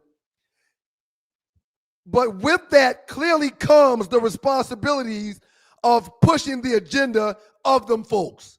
Mm-hmm. And he often slams what he wouldn't slam before. Right, yeah. He's clearly playing the game. My whole thing is, man, just shut the fuck up. Seriously. There's no other way to say it. It's so obvious what he's doing when you do something like this, when you shoot down Jasmine Crockett, once again, really the only voice that we have right now on that level. It's so obvious what you're doing. Just instead of saying something, don't say nothing at all. Just shut the fuck up. Period. He didn't have to say that. He didn't have to say that about Jasmine Crockett. But because he knows that that's a big issue between the two different parties, the two different sides, and he know that right side would love to hear a black man shoot down a black woman, he said it. He said those things. Mal 1313 says it's dangerous for Jazz. She says she got to get fitted for a bulletproof vest from all the death threats that she's getting. Very good point. She's the most outspoken one. We've said that a couple of times. She's the most outspoken one in government about how much bullshit is going on with this guy in office. With all these assassinations and what's happened over the last year, people taking shots and trying to kill politicians, she is in danger. And you flame the fires by agreeing with it and saying that she should work with an imbecile? The guy's an imbecile. You can't work with an imbecile. He's a dumbass. Yeah. What is he going to say to her? What's she going to say to him? Or what are they going to say to each other? He is not on her level as far as intelligence. Before we get into the last 48, gonna make that. I did want to put this on the record. Just shut the fuck up. I'm gonna save that. If someone was to come to me and tell me, I'm gonna give you 20 to 25 million a year to doo-doo on this group of people, they wouldn't make enough tissue to wipe up the doo-doo that I would. For 20 million, I'll shit over all of you. I'm just joking. For 20 million a year, punkin who? That's our mother, man. What? I gotta disown so. Who are they? Everybody's got a price, huh, man? Everybody's got a number. Norm, our agent used to say that. Rest in peace. Right. Everybody has a number, guys. All right, I'm just exaggerating. It wouldn't even be 20, man. But give me 5. I really need $5 million too, man. I'm just joking, man. You got to have morals. We talked about it the other day when it comes to not just Stephen A. man, but Ryan Clark. The 4-letter network keeps putting him up there and making him apologize for the truth that he's saying on their platform. At some point in time, you gotta draw a line in the sand and say, nah, this is my truth that I'm speaking, and if y'all don't want to hear it, then clearly y'all don't want me here. But that's kind of like, that's not what's going on these days. We're seeing and hearing from people that are just allowing their backs to be bucked and broken by the colonizers and the oppressors, and it is what it is. Courtney Williams, Ronnie, shit, loose next side. Everybody explain, except Caitlin Clark, huh, Ryan? Yeah. It's just, I'm so. Yeah, it's that's the world we're living in, man. It's so disappointing. And if you haven't seen the clips and what he said, I think he said it on his podcast. He basically said that she should capitulate, she should bow down, and she should have conversations with this guy as opposed to calling out his bullshit. In other words, play politics. And you know what? It's probably it probably hurts her so much to even look at this guy in office right now that she can't do it. And I understand, I guess, sort of, you have to in effect get along with people in government if you want things and laws to change and whatnot. But he probably just offends her to even look at. You seen the picture with Trump and the little turkey neck thing he got going on? Yeah. He's mad about? Yep. Shouts out to Gavin Newsom, the governor of California. He has found a way to use satire as ways to fight back to get his message out. Or try to, yeah. Yeah, he is, in essence, what he is doing is what the Republicans are doing, but he's disguising it with Democratic rhetoric, and the messages are, it's hard for the Republicans to disagree with what he's saying because it's what they're saying. It's hard to explain, but check it out if you get a chance. No, it's what they're agreeing to on their side. Right. But he's doing it from a Democratic slant. Right. And they're wanting to say, no, that's not it. That's not right. But you said right. Yeah, it was right when he said it. And when we said it. Right. So they can't really fight back. They can't really say anything because they're already hypocrites, but it's just the level of hypocritivity would just be at an all-time high if they tried to shoot him down. Yeah. Let's move on, man. Let's get to the last 48. It's tough, man. We really gotta band together. We gotta band together. Last 48, biggest memes in the 2 Hours Stews Facebook chat group over the last 48 hours. Shouts out to you, Detroit. We appreciate you guys. This is a good one. The Ben Gay Bowl takes place this weekend. The two oldest quarterbacks to ever play against each other will now be these two when they play this weekend. Cincinnati and Pittsburgh, Joe Flacco and Aaron Rodgers. So look at Joe Flacco's career record by team. The Broncos, the Jets. This man has played for a bunch of teams, but the Cleveland Browns thought it was smart to start a 40-year-old quarterback in the first game of the year. Yep. Broncos, Jets, Colts, Browns, now with the Bengals. 2, 3, 4, 5, 9. Just like we talked about. He's like 9-23 over the last 4 teams that he's played for. Right. Just like we talked about the two rookies that the Falcons aren't playing on defense. Mm-hmm. Yeah, most coaches and GMs are going to go with a much older guy versus putting a 3rd or 5th round rookie out on the field to start their season. Floyd, Noah, BDK are 40 years old. That's a bad analogy. Yep. And you're watching the Two Live Stews experience. Again, but the rookies in Cleveland are the same age as the rookies in Atlanta. They're rookies. And the defensive stars that we've drafted this past year from Tennessee and Georgia, they're young. And you talked about it earlier, how they didn't play much because most rookies don't. There's a learning curve that needs to be adjusted in their minds mentally and physically on the gridiron for them to have success in the league. And most coaches think that it'd be better served to start an older veteran versus damaging the psyche of a rookie, especially a 3rd or 5th round pick, which is why the Browns chose Flacco instead of those guys. My mixtapes, he had listed here Thursday night, but that game is actually tonight. It's Monday Night Football tonight. It's not Monday Night Football. It's Thursday Night Football tonight on Prime. Oh, that's right. Today is Thursday. You're right. Yep. Today What is am I Thursday. thinking today? Oh. Yep. It's okay. All right. Next one, Tree. And you're watching the Two Live Stews experience. You've been a little off, but that's why I'm here to balance things out. Yeah, but you know what? If you would ask me to bet, did I mix that up? I wouldn't have bet. Right. Neither did I. Yeah, neither did I. From the New York Jets on CBS, I guess. This is a little crazy. Only one quarterback in NFL history. They've been playing football in the NFL for a long, long time, man. Very long time. This is from CBS Sports, a great source.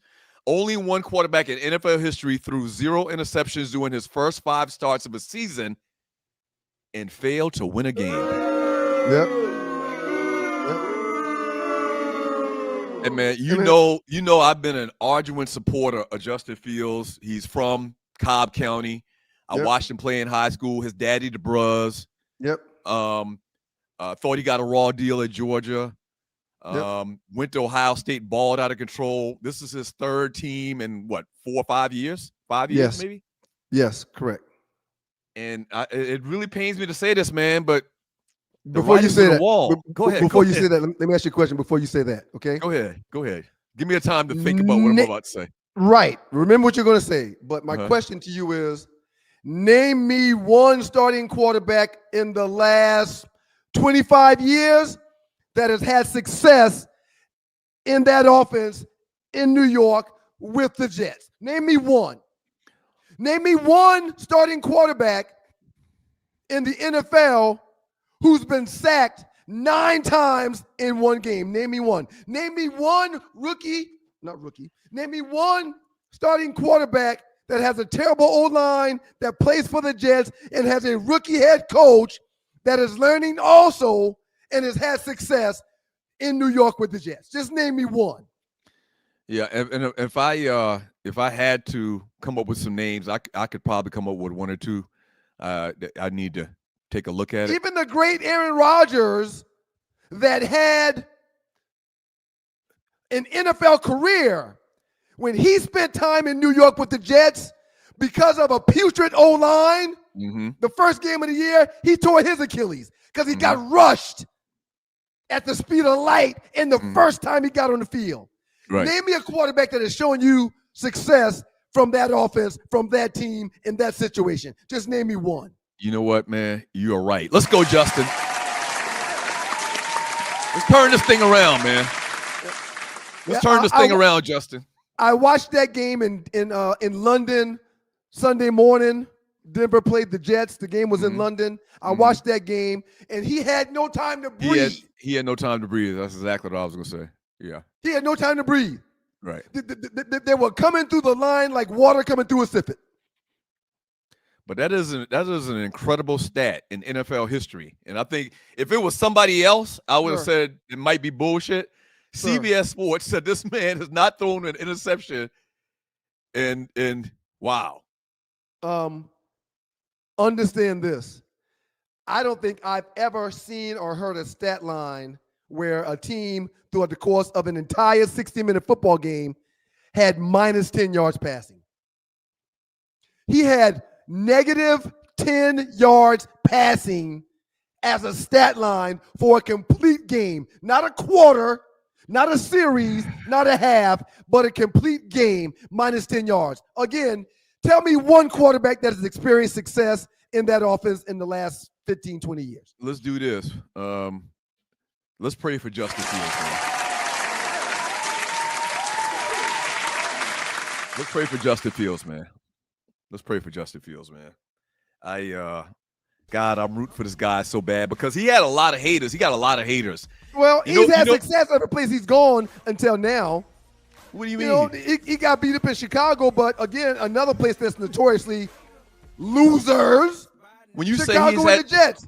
When you say he's been a success everywhere he's been, that's Ohio State. That's Ohio State and Pittsburgh. He was a 4-2 starting quarterback in Pittsburgh before he got benched. Yeah, but it wasn't good enough for them to keep him. Whatever they saw. Ain't no but. He was a 4-2 starting quarterback in Pittsburgh. No, there's a but. Oh, yeah. And he did enough to gain a $20 million contract from the Jets. What I'm trying to say is he didn't do enough for them to want them to keep him. He was only they saw something in practice they didn't like, and they were willing to let him go. And where'd they go? What happened to them? What happened to them when they decided to bench Justin Fields? What do you mean? Yeah, they ended up stinking it up under Russell Wilson's tutelage. Hey, listen, man. I'm rooting for the young man. God damn, he's running out of chances though. I mean, this don't look good, and you're right. There's a lot of periphery things going on. That's not his fault that he don't have control of. Talk about the Jets. Talk about the Jets having success in the last 2 decades. And just talk about it. We used to go up there. We used to go to Jets minicamp. We went up there a couple times. We were there. They were losing then too. Who was we? The 2 Live Stews. Oh, okay. Yeah, they were losing then too. I thought you were making a reference to the Lions, like preseason scrimmages and stuff. No. Everybody, WGPR Hot 107.5 FM HD2 in Detroit. If you want to hear the remainder of the show, we appreciate y'all for being here. Just log on to YouTube, pull it up, Stuart Media and Entertainment, 2 Live Stews Experience, and you can hear the rest of it. We'll finish the last 48, and then we'll read chat. Super chatters first, then regular chatters. We appreciate y'all for being here. We got a 2-minute trespass coming up next. Hey, listen, if you'd like to donate to the show, you can. Look to the bottom of the chat to the right. There's a dollar symbol. Click on the dollar symbol and donate whatever's in your heart. And if you're watching the replay of the show, all right, like a lot of you will do in Detroit and across the world, same thing. Look to the bottom of the chat. There's a heart symbol. Click on that. And you can donate after the live show. Yeah! I am not a Justin Fields apologist, but I will remind you, when's the last time you saw a successful quarterback in New York with the Jets? That's all. Yeah, but there's a constant theme. Yep. There's a constant variable in all of these situations. Right. You know what the constant theme is? That the Jets suck. That's the constant theme. No. Everybody back there in that position has been bad in New York with the Jets. Let me explain. When I say a constant theme in Chicago, Pittsburgh, and now in New York, the constant variable is what? Not Pittsburgh. Pittsburgh's a winning franchise, sir. I'm talking about the places he's played. He was 4-2 in Pittsburgh. He didn't lose in Pittsburgh. He won in Pittsburgh. But they showed him the door. Why? I understand what you're saying, man, but at some point you got to look in the mirror. That's all I'm saying. I've been the biggest supporter of this guy since he's come into the league, since he came into college. They ran him out of Athens. 2 minutes trespass up next.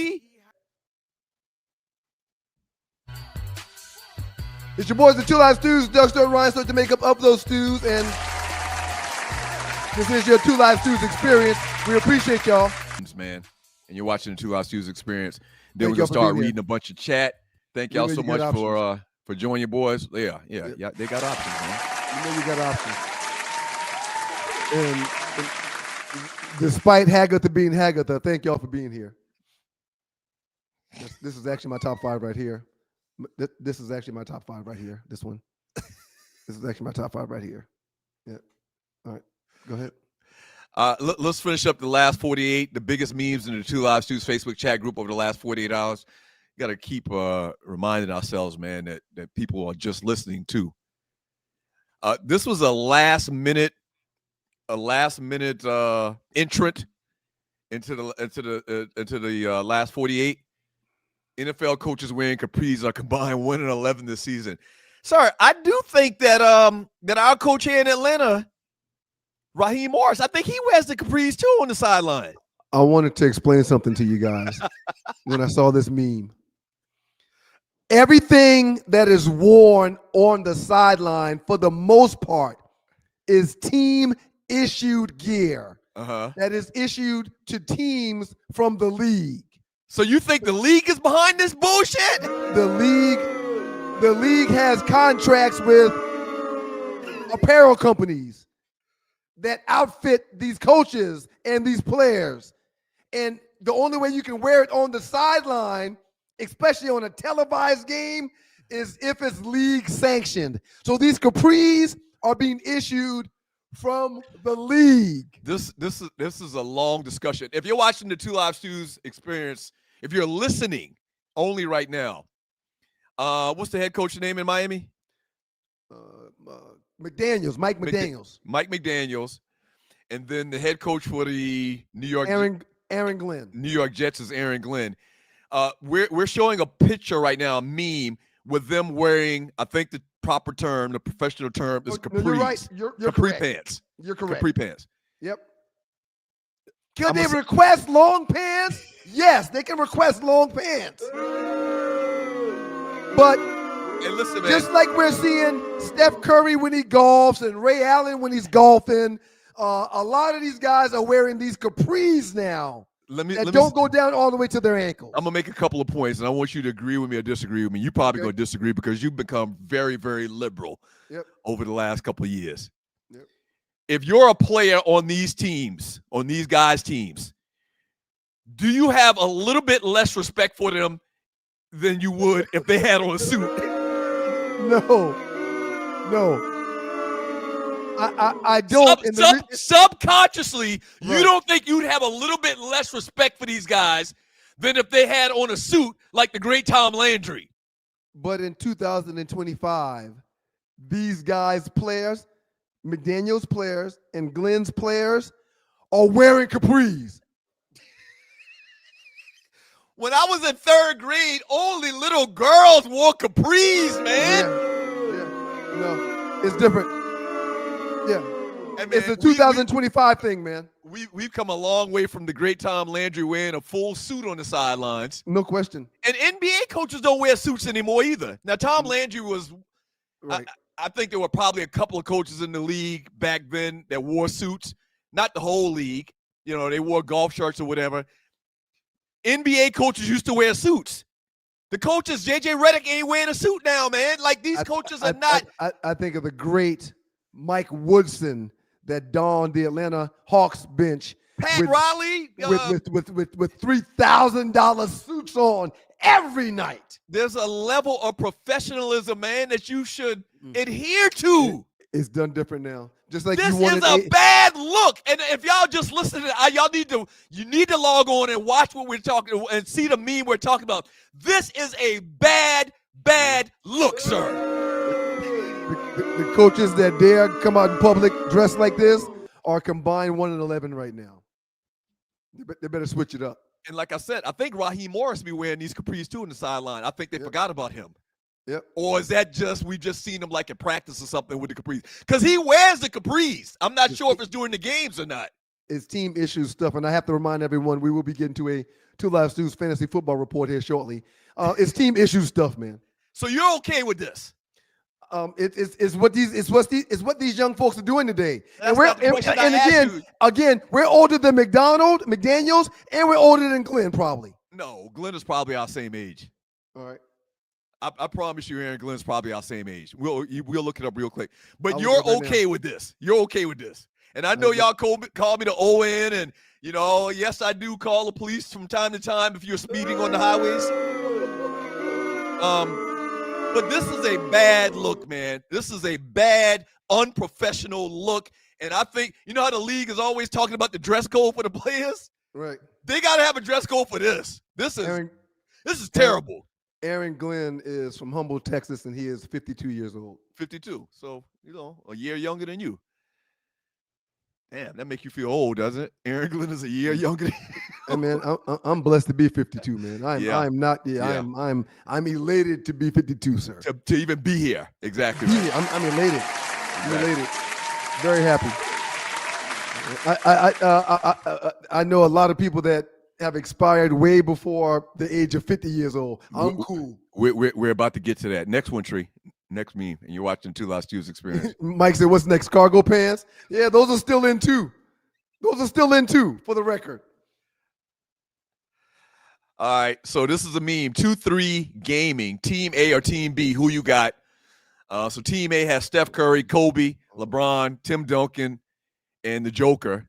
Team B got Magic, Jordan, Bird, Malone, and Shaq. God dang. This is a tough one, man. I mean, at the end of the day, these matchups of one-on-one players with Steph versus Magic, Kobe versus Jordan, etc., all the way down, which team has the upper hand on the matchup? Who you taking, Magic or Steph? Man, come on, man. You know who I'm taking. You don't even have to ask me. Go ahead. Who you taking, Magic or Steph? Sir, I'm the guy on record saying Magic easily could be regarded as the greatest basketball player ever. Give me Magic. Who you taking, Jordan or Kobe? Jordan. Who As you much taking, as Bird or as much as I love the Mamba, give me Jordan. Give me Black Jesus. Bird or LeBron James? I'll probably take Bird. I'm sorry. I'll probably take LeBron. Okay. I knew you so it's 2-1. Go ahead. I knew you go with the black guy. Who you taking, Tim Duncan or Karl Malone? Cancel each other out. No, you got to pick one. No, there's no cancel. No, I can cancel one out. Can't cancel this one out because it's too even. Sir, again, there's 5 categories that you have to vote on. You can't not vote on one of the categories. Who you taking, Tim Duncan or Karl Malone? I'm taking the big unit, which is Tim Duncan. I love Karl Malone. He's one of the best to ever do it, but I'm taking Tim Duncan. We've never seen a player with a more sound game than Tim Duncan. Okay. Who you taking? I don't want to answer that. Last but not least, who you taking? Joker or Shaq? Taking Shaq. You can't possibly take Shaq over the Joker. Wait. So you're saying Joker is a better basketball player than Shaq? I'm saying Joker shoots 3-pointers and he's got the same poster game that Shaq has. He can dunk. He can turn his back to the basket. The better player is Joker.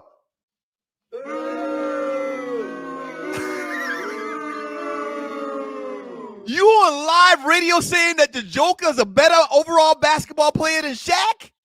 Man, all Shaq did was dunk. Yeah, that's all he needed to do. Right. Why would you do anything else when you can dunk on everybody? Right, I love that. But, sir, I've taken Akeem Olajuwon over Shaq because of all-around game.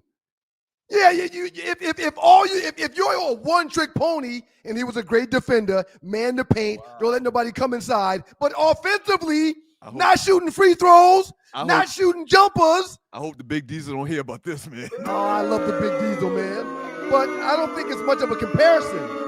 So you're taking Team A? Sir, I love Magic Johnson and Michael Jordan. They're 2 of the best to ever do it.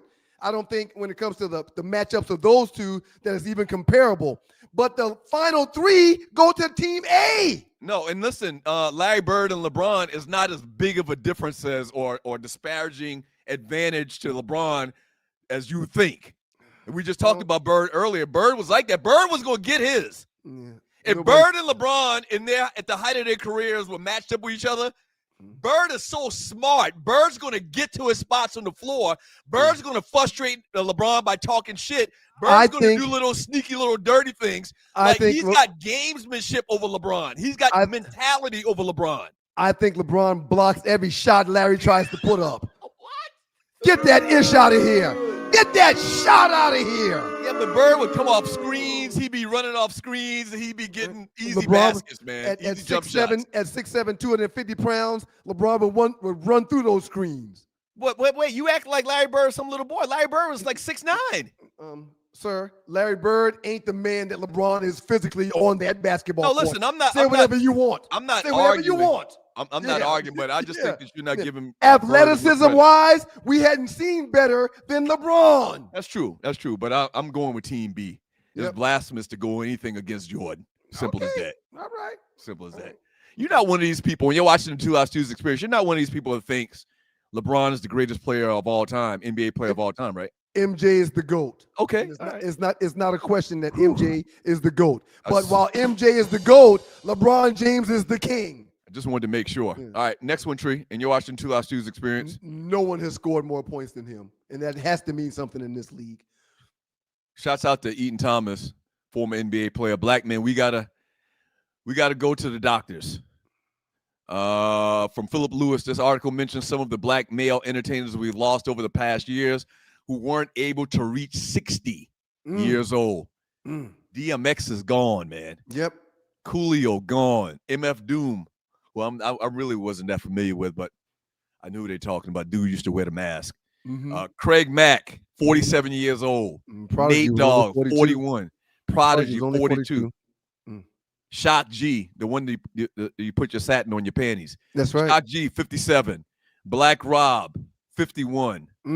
Whoa, the Whoa guy. Whoa, yep.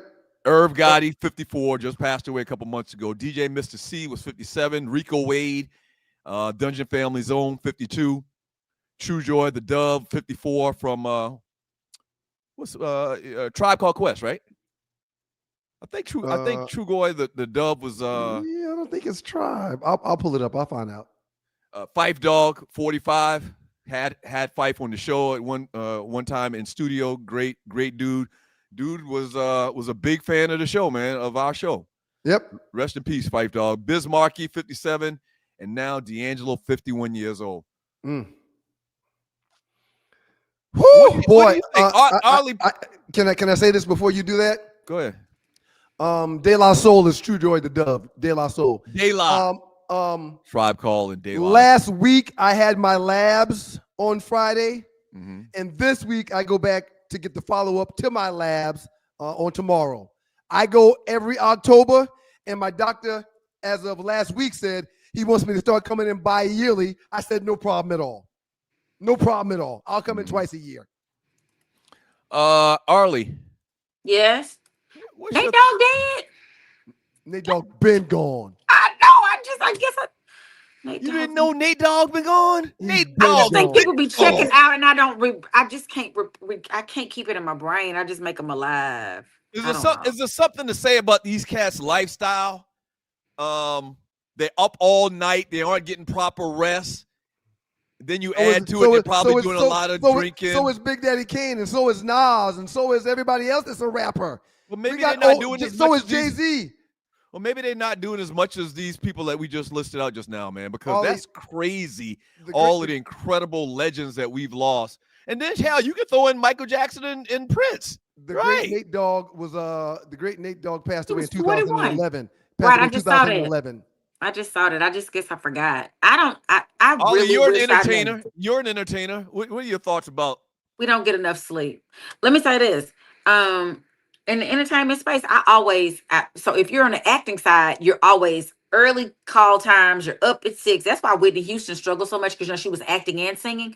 But if you're singing, you're in the studio late at night. Your song ain't getting good. We ain't going in the studio till 11, 12 o'clock, and we ain't finishing until the sun come up. And then I got to turn around and go act somewhere at 6 a.m. because those early call times. I don't know how people do it. But the rappers, I don't know why that list. That's sad. I think it's black men. I think we don't go to the doctor. I think I've heard people say, yeah, that hurt, but man, if I go, they're gonna tell me something wrong. Well, if you don't go, something's going to be wrong, and you're not gonna get to fix it. Right. Shouts out to Treehouse Studios and Molly. Shouts out to Bob Whitfield and the studio he used to have downtown. Shouts out to Dallas Austin. I had about a 3-year period where when we were in radio, I spent a lot of time in studios, and I never went to those studios with the people I was hanging out with until 1:30, 2 o'clock. And they were always in there until the sun came up, and sometimes longer than that. Yeah, it's like I don't know what it is. The music don't get good. I don't know if you can't. You're not thinking until 2 a.m. I mean, I've gone to the studio and I'll be like, y'all not sleepy yet? What are we doing? But that's because we have to get up early in the morning. Think about our day. If I left right now, I have to get up. We're up about 5:30, 6 o'clock, get ready for the show. Then we do the show, and then your day keeps rolling. And then you turn around and go in a studio at midnight. When did you go to sleep? Right. Yeah, it's got to be tough on your body and your organs and everything. Like, it's just a jolt. Like, man, what are you doing? You need to go to sleep. I need some rest. Lay your head down. 2 things you got to have, if you can have anything at all, is water and rest. Those 2 things are essential to being able to function. That's why I'm trying to get ready for homecoming, for Xavier's homecoming in November, because, New Orleans is a party everywhere you go. I'm on my water and I'm trying to get rest. It's hard, though. Woo! Because you got to rest. So you can party. Hey, Arlie, I meant to ask you this when we had you on earlier, and you're watching the Two Live Shoes experience. When's the next time you're going to be on Beyond the Gates? Monday. This coming Monday? See. Yeah. I think it's Monday. If you're new and I to the forgot show. I was on maybe like a couple of weeks ago. You forgot to tell us it was a Friday. I forgot. Because I thought it was at Monday, so I missed it.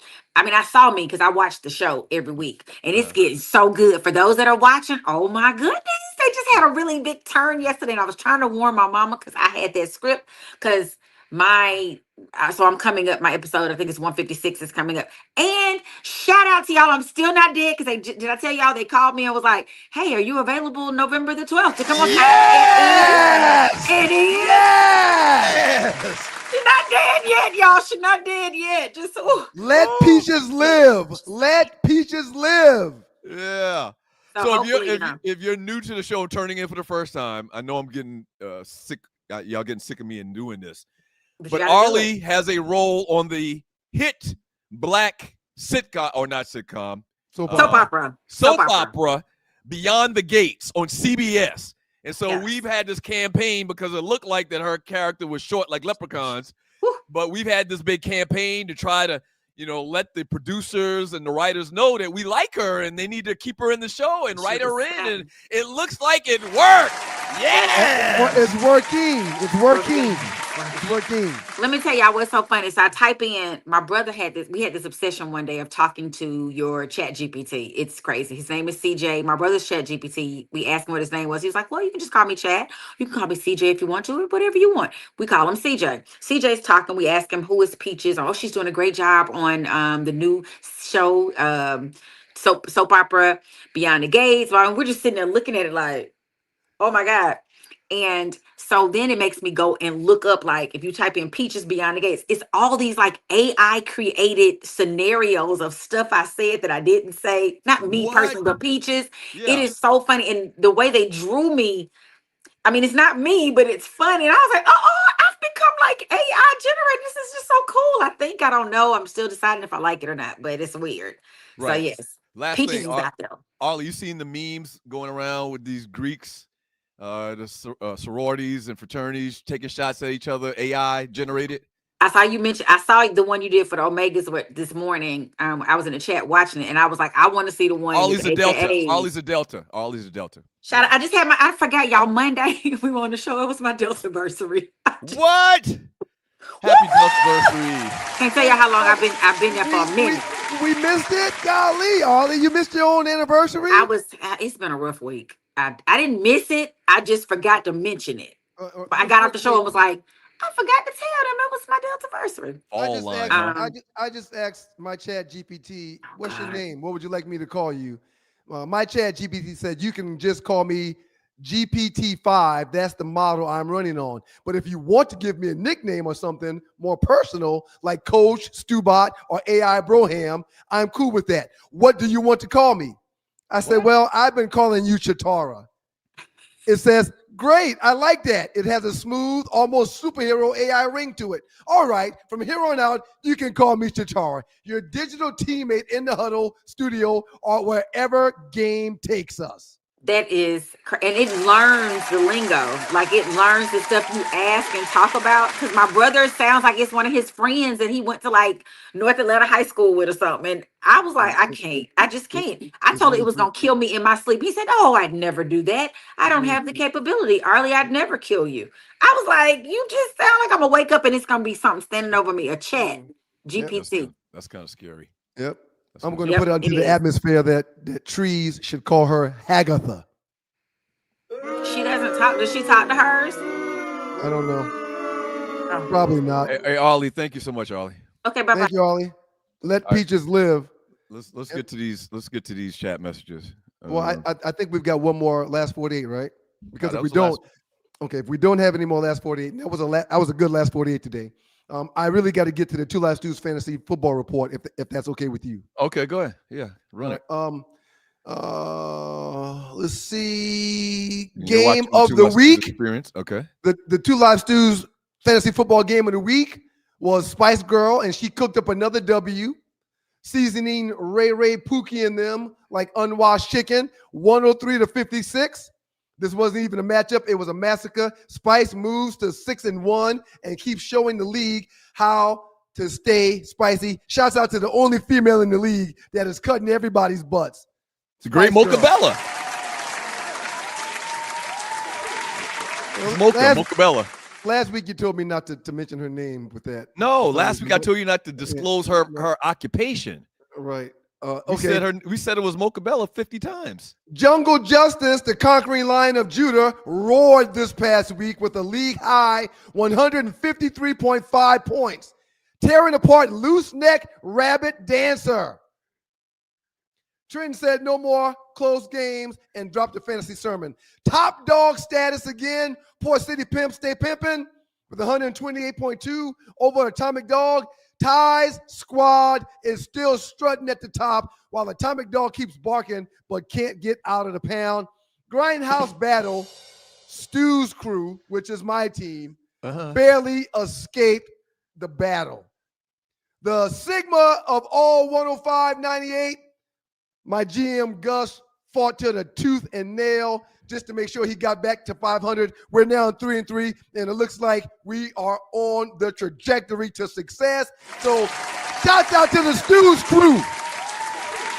Getting me another win, which is why you guys are getting this report. And Primetime Explosion.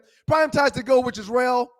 Snapped this week, torching Boosa's Sigma Stogies 114-70. And Buster's team did not get light to the cigar before the flames went out. Week 6 MVP, conquering Lion of Judah with 153 points. And the team that's cold as ice this week is Ray Pookie and them, only putting up 56 points. We're in the midseason now. Contenders are starting to separate from the pretenders. And next week's question, who's built for the playoff grind? And who's just built for excuses? I'm looking forward to a great win. That concludes our Two Live Stews fantasy report. So all of the extra commentary that you put around the scores, you come up with that, or ChatGPT comes up with it? Sounds very ChatGPT-ish. Me and my general manager work on that report together. Who is your general manager? Gus. Our cousin Dante? Yes. Dante is the general manager of my team. I am the head coach. He's the assistant coach. I ain't talked to Gus in a minute, man. I'm gonna call him today. Now that you bring up his name. Yeah, I mean, and there's the family talks about that quite often. how they can go a year or two without hearing from you. Everybody that I check up on people all the time. I check up on Uncle Lenny. I check up on Cousin Vonnie, Cousin Jimmy, Keisha Renee, Dante, Jason. Hey, I check up on everybody, and they all say, "Hey, how's Dougie? I hadn't talked to him since that last family reunion." You know what I'm doing over here, man? Living just enough for the city. I'm living just enough. I don't know what you're doing over there, but I do know what you're not doing. You're not checking up on your family. I know that much. That's what they all say. Do things. All right, Tree, let's go. Tree. Let's go with these chat messages. Good morning, Tree, the beautiful producer, the greatest producer in producering. Yes. Beautiful. That's the general term. Thank I guess you, it's okay. Real you're quick, doing a wonderful job, despite what some people on this panel say. I mean, you know that, right? I don't give a fuck what he says. Beautiful is up to the eye of the beholder, so you get to call it whatever you want. And Agatha, I am the beholder. I'm not sure if I told you good morning today, Agatha, but good morning. Thank you for all of the work that you put into In the Huddle with Joe Ham on yesterday, and thank you for what you do for the Stews, Agatha. We appreciate you. Bookmark. 2 hours, 33 and 30. How many messages we got? Well, you got 33 okay. that are. We have 33 donations today. Thank you all, everybody. Thank y'all. 33 donations. Thank y'all. Yes. Wait a minute. That's what I want right here. Yeah, that's what I want right there. Hey, man, take your glasses off real quick. Let's see if that cocoon is still in the corner of your eye. How you sleep with that thing? Oh, it's going away. It's going away. But You better every stop time doing you that. touch it, Right? Yeah, you got. And your hand wasn't clean when you just touched it. You shouldn't do that. I washed my hands before the show. But before the show, you didn't touch your balls probably 5 times. oh god, Stinky ass testicles. So you go from scrubbing your hand on sweaty ball juice guys, to putting it in the corner of your eyes. come on. Nasty It's nasty. And you didn't say anything about it being Spelman Morehouse Homecoming, Doug. You named every school but the one. I didn't know it was. Well, the one down the street. Somebody said Spellhouse Tree. Yeah, me chat? this morning Okay. in the That's meeting. true. Right. Shouts. Doug's got a beef with all y'all. Got a beef with Spellhouse's homecoming for some reason. They got a dress code this year. They do? Dress code. So my cousin, Loose Neck, my cousin that lives down the street from you is coming here today. Her son is a senior at Morehouse, and so we're gonna hang out all weekend. But they do have a dress code. If you remember, we kind of covered it last year how the girls were dressing at homecoming They have on with the these short cutoff skirts. with the bottom of their boobs hanging out, and they also wearing super tight shorts with their ass cheeks hanging out the back of them too. So I don't know how you enforce that at a tailgate, but Morehouse or the Spellhouse situation has done kind of like SNS. Like y'all can't come. I think it keeps the locals, the non. You know what I'm saying? Who are we to judge people? If you want to let the bottom of your titty meat hang out, let it hang out. Well, if you want the bottom of your bookie to hang out, it's your bookie. I agree with that. I want to see if you saying that when Morgan is a freshman, man, in college. She's not going to do that kind of stuff. Why? There's nothing wrong with it. She's going to have different home training that will make her say that her value is higher than that. Let's go, Tree. Let's get through these chat messages. Also, we want to say happy birthday on Sunday to Vern. He's going to be 65. Vern is goddamn 65. Man, Vern ain't a day less than 80. He texted me this morning and said he's going to be 65. And so we want to say happy birthday, Vern. And also, you know, damn 65, though. We love you, Vern. We love you. 65 20 years ago. I need you to take me to the airport, Vern. Vern was 65 when we met him. Right. Seriously. Let's go. Seriously. Richard Bullock, thank you so much. Shout out to the Falcons and the 40,000 that showed up to State Farm Arena to pray. God is good. That was a good game. So, Trey, you were out there? No, I didn't go there. I went to the bar. Oh, okay. Yeah, you called me. It was like, this game is great. And I said I was in an alley and I needed you to get up so we can do the show. I wanted y'all to do it was fantastic. Yeah. And can we talk about why the man is wearing a 7, though? Someone mentioned it in the chat, and it really freaks me out a little bit. You talk about Bijan? Yeah. Yes. I said this from day one, man. He's doing weird. himself a disservice wearing number 7. Yeah. He's doing himself a disservice because every time you Freaks see me it, out. who do you think of? Yeah, Mike Vick. exactly. Right. Exactly. Yep. But But then I said again, it that was is all almost year. like grabbing Off the his Bakers- nuts, too. Like the way he was playing. Right. There's All the Blakers that, probably too. happy that he's wearing it, so people will Forget stigma about of Mike Vick. Right. Right, So right. we can move on from him, and this kid is wearing 7 now. So y'all think about him. Didn't Cool wear 7 and gave it to Bijan? I think Cool wore 7. And we used to say the same thing. Why the hell is he wearing I didn't disrespecting the name, the memory of Mike Vick wearing number 7? He a goddamn kicker. Yeah, I think he did. Loose nuts. Sigh. I apologize. I bet Stephen A. Smith yells, "This candy, Anika." What? This candy, Anika. When he walks in the door, please. Oh, that's from Django, right? And L.A. Candyland. That's what he called it. Remember that was Candyland, Monsieur Candy. Was Is the that owner on of, it's from, Django? yes. Okay. I didn't Thank you, catch the Loose reference. Neck. Thank you, you Loose so Neck. much. And Thank Doug, you, Harley. Young Hoku did wear 7, gave it to Bijan, and wore 6 prior to his exit of the Atlanta Falcons. Because I remember saying, why they let a goddamn kicker, even though at that time Cool was doing great, why they letting the kicker wear MV7's number? Yeah, they were trying to shake that number down to make it somebody else's outside of Michael Vick's. Bijan would look good in number 32. Thank you, Rel Scott. Or good in 28. He gonna look good in whatever he put on. He's a beast. That's true. That's true. Tisa Scott is letting Rel Scott come to Atlanta next weekend. He's going to be here with Griff, and We'll see he you wants next y'all week, to Rel. come have a drink. I thought you were coming on Thursday because I was going to take you to this party with me. Okay, We'll see you this coming weekend, Rel, in ATL, shawty. Next weekend, honey. Next weekend. The Miami game is next week. Yeah. Yo, Roddy. Thank you, Yo, Roddy. Thank you, Yo, Roddy. Thank you, bro. Appreciate your super sticker, Roddy. Yo, Roddy. Frederick Anderson, thank you so much. Happy Giving Thursday, Stu's Tree and Miss Arlie. Thank you, Frederick. Thank you, Frederick. Thank you, Frederick. We appreciate y'all. Mall 1313. Ryan, let me hold something for my cataract. Whatever I can. I got some good medicine. I got great cataract medicine over here. Oh yeah. When I got something for you too, Tree. Okay. The one.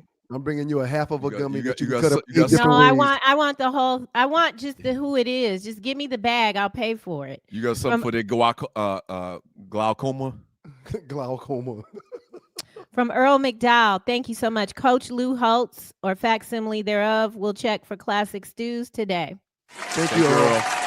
And Earl, listen, we know the world knows Tree doesn't like you, but we're still getting it on. Send it through Doug. Don't send it directly to Tree. Send it through Doug. Stop with your Trumpian ways, man. Please, Tree, go ahead. From Ty Davison. Ryan, read that. Buy with Ty, Group 1 Ford in Kennesaw. Huge pre-owned inventory. No hassle pricing. Holla at your boy, Ty Davison. Buy with Ty. Buy Group with 1 Ford Ty. in Kennesaw. Support our people, man. Support our Thank you. people. If you're looking Thank you, Ty. Thank if you, you're Ty. looking for a pre-owned Ford, check out our man. Support our people, man. Speaking of that, the good folks in Detroit that work for Cadillac, they are 5 or 6 days away from me dragging them every day on this platform. A letter's been sent to corporate. What? Email's been sent to the people at the dealership that has been working on my vehicle. They are 5 to 6 days away from me just dragging them every day. You can't. Didn't you get? Wait a minute. So remember the car that you were going to set on fire? Now this. No, this one. No, this one. I don't want to get into it yet. But they got 5 to 6 days to respond to my emails and the letter that I mailed corporate. Oh my God! You like in the mail? Y'all went to the post Send it office? certified mail. Send it wrote it and send it certified mail. I heard that has more weight. I heard that when you get a letter, that's got more weight. You know, many people listening to the show in Detroit probably work at that plant. That's exactly why the point. They should get back to me. That's exactly why. Yeah, but you don't. It hadn't gotten ugly yet, but it's fitting to get ugly. Well, all right then, Griff. Thank you, Tree. Thank you, Griff. What's happening, family? Paying my dues and looking forward to prepping for my travels this time next week to the ATL. Griff, we'll see you next week in ATL, shawty. Y'all gonna make me try to pull up. Y'all gonna make me try to pull up. Boy, y'all gonna make me try to pull up. Just pull up Well,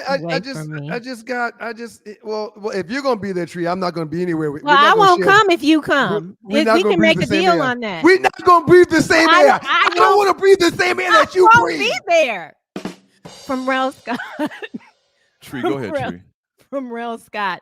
Penix wore the pink do-rag for his soon-to-be mother-in-law who beat breast cancer twice. Well, God bless him. God bless him. That And was it nice is of him. it is October. That's awesome of him. But listen, whether it's pink or black, he is going to have on a do-rag when you see him. It's crazy how times have changed. I don't care if it's a do-rag or not. In 1975, he is a sissy. Can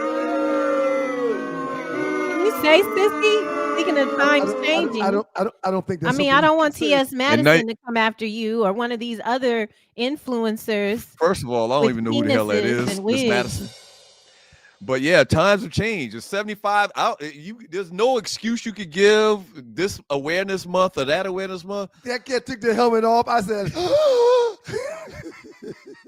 and you know, it's funny how he rolls the flat part in the back. Yeah, he rolls it up like he's some type of Arabian Night. If it's hanging out in the back of his.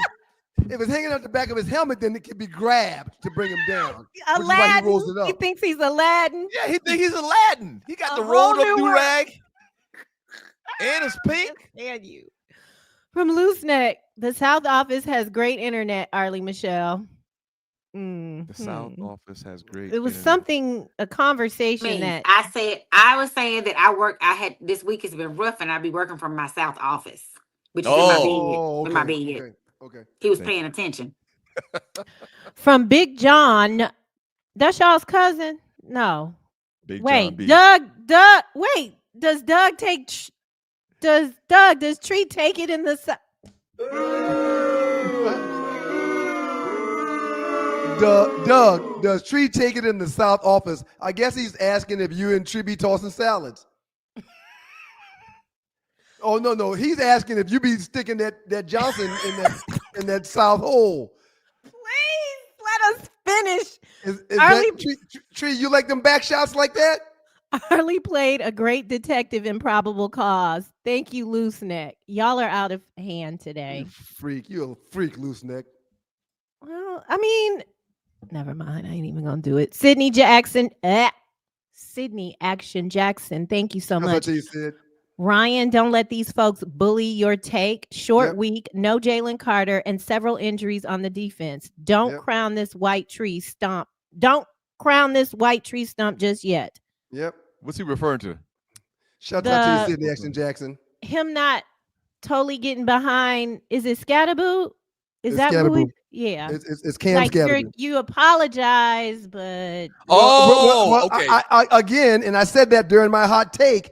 The jury's still out. It's still early in the season. He can still disappear. But on the heels of having 3 touchdowns, I had to come and say something. So you remember Jeremy Lin?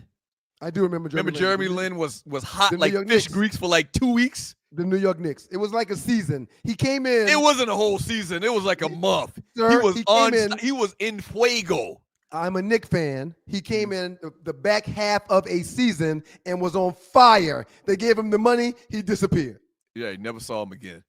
I don't think Scatterboo is headed that direction. I think Scatterboo is going to be he's got something that's very sustainable, I think. Abdul Carter, Jackson Dart, Scatterboo. That's 3 great draft picks to date, sir. Let's go, Tree. Loose Neck. Top 5. Damn, Ryan, did you even pinch the bitch? Nope. I did it to myself. Loose Neck. It's okay. I want y'all to take note. And when he gave out his list, he tried to, do the Jedi mind tricks and tell you the list was good. He knew the list wasn't good. He knew he was going to lose. Yeah. I'm sorry, Ryan. Don't be sorry. I'm not sorry you lost. I'm looking forward to you not. I'm looking forward to him beating your ass. And then you jump off and going and took my real list out. My man. From Earl McDowell Jr. More classic stews to come. Hit the like button. # Stews Historian. Thank you so much. You, Earl. This man, not only is this man the historian for the show, legitimately the historian for the show, but that man still put something on the plate. Yeah. Thank you, Brother McDowell. You're making contributions. You're making true contributions to what we do, Earl. Thank you. Appreciate it, bro. Thank you, Carrie Portis. Happy birthday to Chastity Portis. Yesterday was her birthday, and we thank Happy birthday, so Chastity. Happy birthday. Thank you, Carrie. We appreciate you, Carrie. Calvin, a.k.a. Big Jeff. Will the book be out by Christmas? Book's not gonna be up by Christmas, but we're gonna get there. What? It's coming. It's coming. It's coming. Go ahead, Tree. Next one. Next one. From Loose Neck Side, Aaron Glenn's legs look like he'd been walking down a dirt road in Mississippi. I meant to mention that. What was very disappointing was not that he had on capris, but that he had on capris and the whole bottom of his leg was ashy as hell. That was very disappointing. If you know you're going to wear capris, you got to lotion your ankles and your shins. He don't got does he have a wife or a girlfriend? Because there's no way. I'm certain he's probably married, but he just. She don't get in the heat of things. And that's another thing. She don't like him. The teams don't get to issue gear until they get to the locker room prior to going onto the field. What self-respecting coach would be on the sideline with capris on, man? It's a 225 thing, man. From Till Dog. Wait. Oh. Yep. Black men, stay up on your health. Yeah, y'all didn't ask me about that, but I just want to say for the record, stress, not taking care of yourself, and surrounding yourself with people that don't bring you peace. And I don't care what you have to choose yourself first.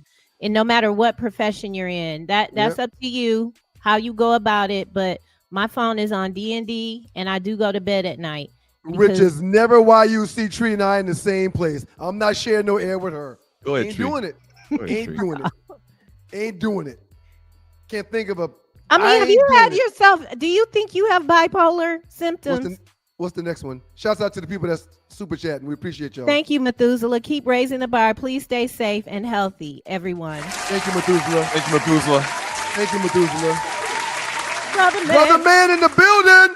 Brother man in the building. Brother man. We need to get his own soundtrack for real. And I gotta bring it on. Wow. What Thank up, you, man. though? Thank you. Thank you so much. What up, though, Doug, Ryan, Tree, and Arlie? I would love to hear Tree and Arlie's thoughts on Sassy A. I don't know who that is. Oh, Stephen. Stephen A. Smith's remarks on black women. Also, fellas, Freeway said HOV always told them to start watching the diets. Shouts out to Hove. Doing the Brother best. man, appreciate it. Thank you so much. Tree, quick commentary on Stephen A. Smith? Or you who is that? Yeah. Let's see if Hollywood has something to say. You know what else I realized too, man? I didn't realize that so many black men would just hate women with this whole Kamala Harris thing. Feminine. You have a Stephen A. take? I got an LP, man, that his take on Kamala when she was running, man, is just disgusting. It was offensive. Like, I couldn't believe it. I'm like, dude, I thought I knew you. I've known you for 30 years. Yep. Where's this coming from? We And got a like you homeboy. have a mama. We got a homeboy too, and I'll tell you his name remind me after the show. Yeah, please don't say it during the show.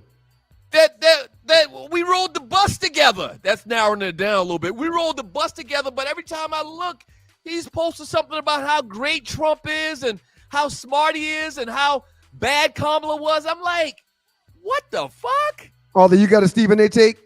I just think that while I understand some of what he said, in terms of using street vernacular sometimes to describe certain things. That's all he do is use street vernacular. But that's what the other side is doing. And sometimes you got to meet energies where they are. So if this is sassy ass's energy, then we got to meet him where he is with his foolishness. You need to say that. Maybe you should call Jasmine on the side and be like, hey, just checking on you. But for you to publicly say that, and now he's doubling down on it, bothers me tremendously. We had to protect that. We're the most underprotected group of all of them. Yes. We are the most unprotected. They will come for us because somehow the media has allowed you all to believe that we don't have feelings. We can push a baby out in the cotton field and keep on picking it and then go raise your baby too. Don't get it twisted. We got feelings. We might be strong, but I'm a flower, damn it. I'm a flower. We got to protect. Thank you, Ollie. We appreciate that. We got to protect these black women, man. It's just unbelievable. What he had to say about Sister Crockett. Brother man, thank you again. And he says, oh yeah, have a wonderful weekend. And we are. Thank you. We have a cousin. Thank you so much. Has a child that was giving her a hard time, and she told me in conversation about it, and I was like, would you like me to call and talk to this cousin? And she was like, yeah, he needs a good talking to. So I got him on the phone and I said, Black man to black man. You know how disrespected we feel when it comes to white folk and when it comes to police in these streets? Yes, sir. You know who's disrespected more than us in these streets? He said, who? I said, people that look like your mama. And I want you to know, if I ever hear about you doing so-and-so or saying so-and-so hurt again, I'm getting a plane ticket and I'm going to come dust your ass off. Pause. Right. She hadn't had any more problems. He buy flowers now and makes breakfast in the morning for her, pop up at her house and make breakfast and stuff. But yeah, man, black men, as hated as we are in these streets, they hate these sisters more because they know the sisters are the backbone to everything that we do. Right. And once again, my whole thing is, he didn't even need to say that. If you don't have nothing nice to say, right, just be quiet. Just shut up. Don't say nothing. Right. Let her do in this her. Circumstances. Right. She wasn't saying anything about him. Mind your fucking business. She has been fighting for us and giving our opinion about, and it's just. Boosa, thank you so much. Great recap on the fantasy football, Ryan. You got it, Boosa. People love it. It's Boosa or Bussa Tree. I'm not sure Boosa. Exactly which one it is. It's Boosa. It's Boosa. Shouts out to you, Bussa. Appreciate We know you, him. Well, I know him from the Doug Stewart show. Yeah, exactly. Raymond Sutton, great show. Nothing to say, just giving. And sometimes that's very powerful. Keeping your mouth shut. The queen doesn't announce when she's leaving. She just leaves. Thank you, Raymond. Real quick, Bijan Robinson won number 5 at Texas. Wait, why did you? What happened? I don't know. I didn't have nothing to do with away? Doug. Bijan Robinson won number 5 at Texas, and he did get the approval of Michael Vick to wear the 7. I don't know if Young Hoku did, but he wears the number 7 for the Atlanta Falcons because of its significance in biblical terms. Of course, the number 7 represents completion, and I too am a 7 in the frat, so I totally get that. Shouts out to Bijan Robinson. I just think he's hurting some of his future marketing opportunities. Griff, thank you so much. Is there an itinerary out for next weekend? I don't know. Not yet. I don't know. Why would there be an itinerary for a weekend that Tree is throwing for the people that's coming to town? Why would there be an itinerary? Who's the itinerary supposed to be coming from? No. Right. Rel Scott. This is his. Griff, we gonna. Right. Hey, Griff, we'll see you this weekend, bro. Yeah. Tree's going to put out an itinerary for you guys that's coming to town to hang out with her. Stop it, microwave. Thank you, microwave. All right. Cooking with the Microwave live on YouTube Sunday mornings at 10 a.m. Shout out to the microwave. Shout out to you, microwave. So cooking with the microwave. Okay. Sunday mornings at 10. I'm gonna check Sunday that out. mornings at 10. Real good show. Part of the Stewart Media and Entertainment Network. When we first started the network, probably 10, 11 years ago. Real good takes. Real good takes. Philly fan. He's from New York, I think, but Philly fan, and talk a lot of shit. Check him out. Douglas, after hearing that Bijan Robinson video, you still think my job is in jeopardy from AI? Did you hear that narrator? Oh, yeah. Sucked. Yeah, he sucked. It's horrible. I didn't realize it was Andy Griffith doing the damn commercial, the damn video. He had a goat voice. Thank you, Tree, for the love. Stews, you are the best. Arlie, happy birthday. Happy birthday, Vern from Jersey. What the hell is that? What the hell does that mean? Thank you, Tree, for the love. Stews, you are the best. Arlie. Because I ride with Vern, and I refer people to Vern. You ride Vern? I didn't say that. I knew as it was coming out of my mouth. Never mind. Vern's running some kind of Uber service or something? No, she means ride.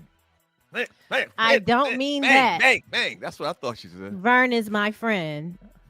Griff. Exactly. Peace is definitely a priority in my life. Hey, Griff. I don't play about that shit. Last time y'all invite South Carolina State for your goddamn homecoming.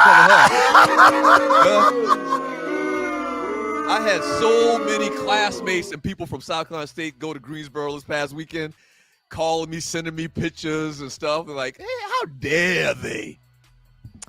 Chief Rocka, he says he's 65 and he's looking great and healthy, and the drinks are on y'all next week. That is a personal opinion about how you're looking at 65, Vern. I'll buy you a beer, but I don't know about you looking and being 65 years old. Your ass is 65 20 years ago when we met you. And if I make it, Vern, I'll definitely get you a couple of drinks on me. No question. A microwave. Do they still make that? Paps? Yeah, that's the choice of white boys. White boys love some Paps. Some microwave PBR. Wants to be led on the show next Thursday for his birthday. No, thank you, no microwave. We appreciate it. Hey, management. We kind of abandoned people calling in. Well, because y'all complain about how they gonna do it. It's not. I'm ready for them to call, but the truth is they didn't complain. Y'all didn't call. You know. What do you mean we didn't call? They did. The people. Oh, right. That's we would push it out and everything. I think people are a little temperamental about being on screen, but they don't have to be. They don't have to be. This is 2025. You don't have to be. So maybe microwave will readdress it and look at it next week, and maybe possibly it might happen. We'll see. You don't have to be on screen. Jungle Brother, Ryan's other proxy. Vote Ryan. He's clearly being railroaded. Yep. Thank you, Jungle Brother. Everybody knows. Now, Jungle, I kind of did it to myself. On Monday. So I'll own Mondays. It's on me. You and Jungle Brother, goddamn conspiracy theorists. Go ahead, Tree. Ignore him. Hey, Corey. My dog. My offering today. Got my merch. Thank you, Corey. We appreciate you. He's on the way to the D for Monday Night Football. Go Bucks. I'm going to wear my Stu's merch out at Morehouse. This guy's a real Buck fan. Yeah. Like flying around. Yeah. When you fly around, when you go on a plane to go see your team, you a real fan. Yep. That's good shit, bro. That's dope. Thank you, Griff. Great job, Tree. Great job producing as usual. Today it was rough. It was rough. But because I want to give y'all like on real time shit. Like if this ninja is lying, I'm ready to prove it. I'm ready to stand behind you, Doug. Yeah, I couldn't get him to bet me on that whole. Anywhere. I couldn't get him to bet me. I Oh, that's Harley doing something. I couldn't get him to bet me on that whole troll scroll thing. From MH, thank you so much. 2 Live Stews, Arlie, and Tree. Thank you, MH. Thank you, MH. Thank you very much. We're almost done. That's a real blessing. Dark Sun Rider. Stephen A is the most repulsive, annoying goofball. Yeah, that is my opinion also. That's how I experience him. I mean, he said a lot of stuff where I would say he's playing politics, but this is out of all of the stuff that I've scratched my damn head at him saying, this is far and away the worst. It's a bad look, man. Bussa. We all wrong. We wrong. I thought it was Bussa for years. No, it's Bussa. It's Bussa. It's not Bussa. Like school bus. Can you read, Ninja?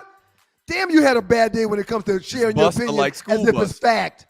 Your opinion is not fact. Okay. I thought it was Bussa. Okay, Ryan. Thank you. We're sorry. You thought wrong. Hey, I apologize, Bussa. I've been calling you Bussa for years. Me too. 171K at G-Ho. Still a great time was had. Let's talk about this 170,000 at G-Ho. Where y'all coming up with these goddamn numbers from? You trying to say there was 170,000 people at A&T's homecoming last weekend? That's a big number. That's a huge number. I'm talking about 25,000 one night. These ninjas talking about 170,000. It just doesn't. Thank you, Cedric. We appreciate you, Cedric. Somebody was saying that Jackson State and whoever they played last weekend, somebody was saying that they had 40-something thousand. I told that person, look here. There ain't 40,000 people in the state of Mississippi. They had it. I promise you. I've been to a Jackson State homecoming. Baby, it is something to go to. And it was 40,000 people at Jackson State? You didn't see the videos, Douglas? I haven't seen no video with it. It looks like it's 40,000 people in Jackson State. I did. And I'm looking at G-Ho's numbers. They have not come in yet, but last year was 131,753. So they probably upped it. I can't imagine. They said the numbers will come in soon. I'm checking it out right now. I and saw what does that number the video. constitute? That's people that bought a ticket to go It just on says campus like the we do at final- Southwest State.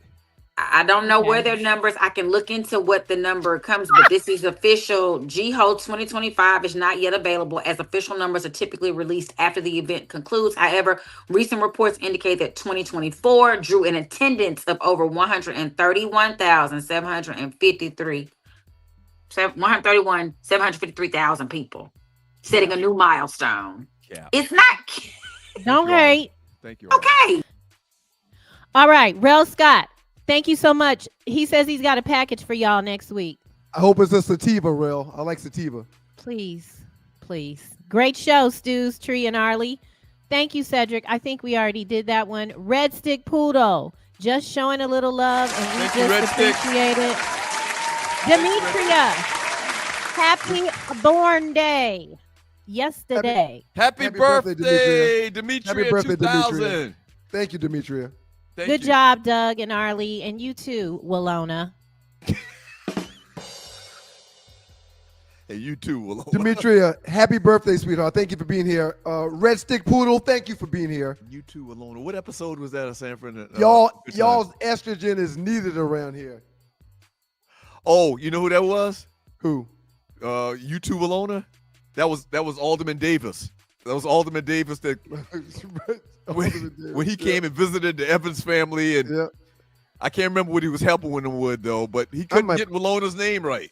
I might pull up some good times and watch it on YouTube today. You too, Walona.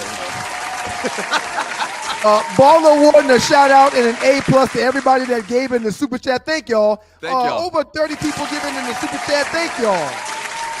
Hey, we really appreciate it, man. Seriously, tell people about the show. Make sure you subscribe to the show. Hit the subscribe button if you're on YouTube. Y'all keeping this boat afloat. And also hit the share button. That's very, very important that you hit the share button and give the gift of the 2 Live Stews. I'm seeing over 1,000 messages that were read. Shouts out to y'all. A+ to everybody that sent some messages in. We appreciate y'all. Hey, go back to Pee Wee Shine for a second, Tree, and you're watching the 2 Live Stews experience. Check out my homeboy Pee Wee Shine, a.k.a. BMX, Spotify, Apple Music, Pee Wee Shine, Mossberg remix, that real tight track that you heard early in the show.